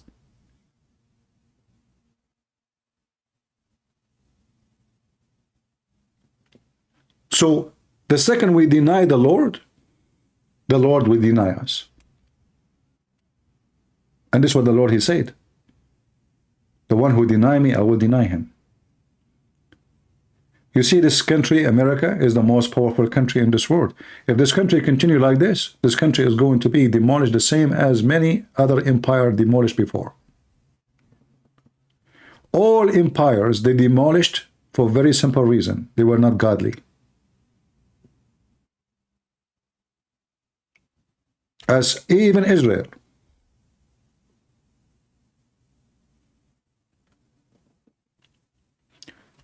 When you are a person who don't want to live according to God's words, then there is no police can protect you. There is no security can protect you, because the first security is the ethic of the nation. If the nation lost their ethic, go and see, like search right now, robbery. Store robbery. It became like a, like a hobby. A bunch of kids who have no father. And this is the major reason of what happened in this country. Those atheists who the women sleep around, men sleep around, and the kids, they are born, they have no dad, and they don't know even who is their dad, like Muhammad. Then what they will learn? They grow up in the street, drugs, guns, shoot him, shoot me, sleep with her. How we make money? We go and we rob a store, go to ATM machine. And the mother, she would, she would encourage them to bring money home. She don't care if her son die. She hoped that the police will shoot him so she can sue the police. We are in a time when if you are a criminal and the police, they shoot you, the police are bad. This is how stupid their ethic, those liberals, is. They want to defund even the police. And now they are paying the price. Go to Chicago and see what kind of city it become. Go to New York, everybody is leaving. Everybody is leaving. Nobody want to live there. Go to California. I mean, it's those liberals are messed up. Very much messed up. So this is our salvation. Our salvation is the gospel of the Lord. Our salvation does not start from government, it starts in your home. When you teach your kids ethic, and every family do the same, then ethic will be walking in the street. Ethic will be walking in the store. Ethic will be walking in every business. For ethic is not something you can force. It is something you believe in. You can force law, but as soon the law disappear, the unethical people will appear. So the police hide, they go, the car pass by, then the thieves come, because there's no ethic. So which one is better? To establish a land, people believe in ethic, walk with it, live with it, die with it, and then we do not need to depend on the police, because we are the police. Our ethic, our police. We police ourselves. Those liberals, they have no ethic. Their ethic is madness. Their ethic is stupidity. And yet they claim that they are the one who understand life, and they are the one who call for equal or equality, which is false. The Democrat is the party of slavery. They killed the slaves, they owned slaves, and they fought against freeing the slaves. And yet now they claim that they are the one who love the black people, just to make them vote for them. The Democrat Party in the state is the same as a snake. It changed its color and its skin, depend who is the one or where they live. So in the time when the slavery was their dream, they fought against freeing the slaves. It was not the Republican. The Republican paid their life to free the black people. The Democrat, they paid their life to control the black people, to keep them slaves. Go and read history. And now what they do, they change their skin just to make those poor black people vote for them, lying to them. It is the truth, my friend. They have nothing but evil, and evil is what they will harvest. You harvest what you seed.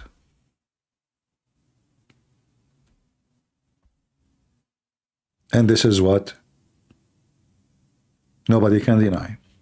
So I want to say thank you, and I hope my English was good for you to explain to you my statement and what I wanted to say, because sometimes I find myself limited, especially if we talk about politics and stupidity like this, you know. But for me, as a migrant who came to the state, when they told me you should vote Democrat, I was dying laughing at the stupidity of those who vote Democrat. Why in the world anyone would vote Democrat? Why in the world you want to do that? To increase the gas price? To increase the food price? To increase the health insurance price? Are you stupid or what? Everything this party do, everything it touch, it destroyed. The Democratic Party is the same as termite. You know what termite is? They are ants who eat even the most expensive wood. They enter into palace and they keep crawling and eating the wood, and then the palace will collapse. I don't see them even as a party. I see them as termite. They hate this country. They hate themselves. They are confused even about their gender. They don't even know what women is. This is how confused they are. And we are better than this. We know who is a man, and we know who is a woman. And a woman respected when she is a woman, not when she is acting like a man. And a man is respected when he is acting as a man, not when he is acting as a woman. You lose your respect if you change your position. You lose it. You look silly.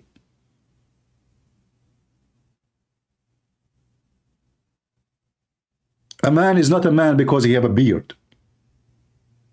A man is someone, he work, he provide, he protect, he's loyal, he's truthful, he's honest, he's loving, he's giving, and he is willing to give his blood to his family and his country. That is a man. It's not about how long your beard is. And a woman is not just a woman have a breast, even though women, she should have what women have. But she is the one who provide the country with the best gift of God. Who cannot respect his mother? Who dare not to respect his mother? Who can say we don't respect women? Who of you can say my mother is evil, ugly, unless she is evil? Women is respected in Christianity. God himself is born of woman, not of a man. Our Lord himself. So if our Lord himself disrespect women, then how in the world he want to be born of a woman? That cannot be. So with the Christ, man and women, they have the respect. And the woman, she will be the same as the church. And the man will be the same as the Messiah, giving himself to the church. Not to control the church, but because he loved the church, he gave himself. Women and men in Christianity is exchange of love, of unity. That's why the man, he leave his family and he leave his parents and he become one with his wife. One, not two. So what we learn from Christ, how to establish unity, and unity is victory. Remember, divide and conquer. And this is what the devil trying to do to this country, trying to divide us between liberals and atheists and progressive and, communist and all this madness. So the nation will be destroyed. So fight, be strong, be smart, be vigilant. Wisdom will come from your mouth. Good will act by your hand. And the Lord will give you what you deserve. Thank you all for being here. May the Lord bless you. And this is your brother Christian Prince who was serving you humbly for today. I hope to see you tomorrow if I can. Thank you. Take care.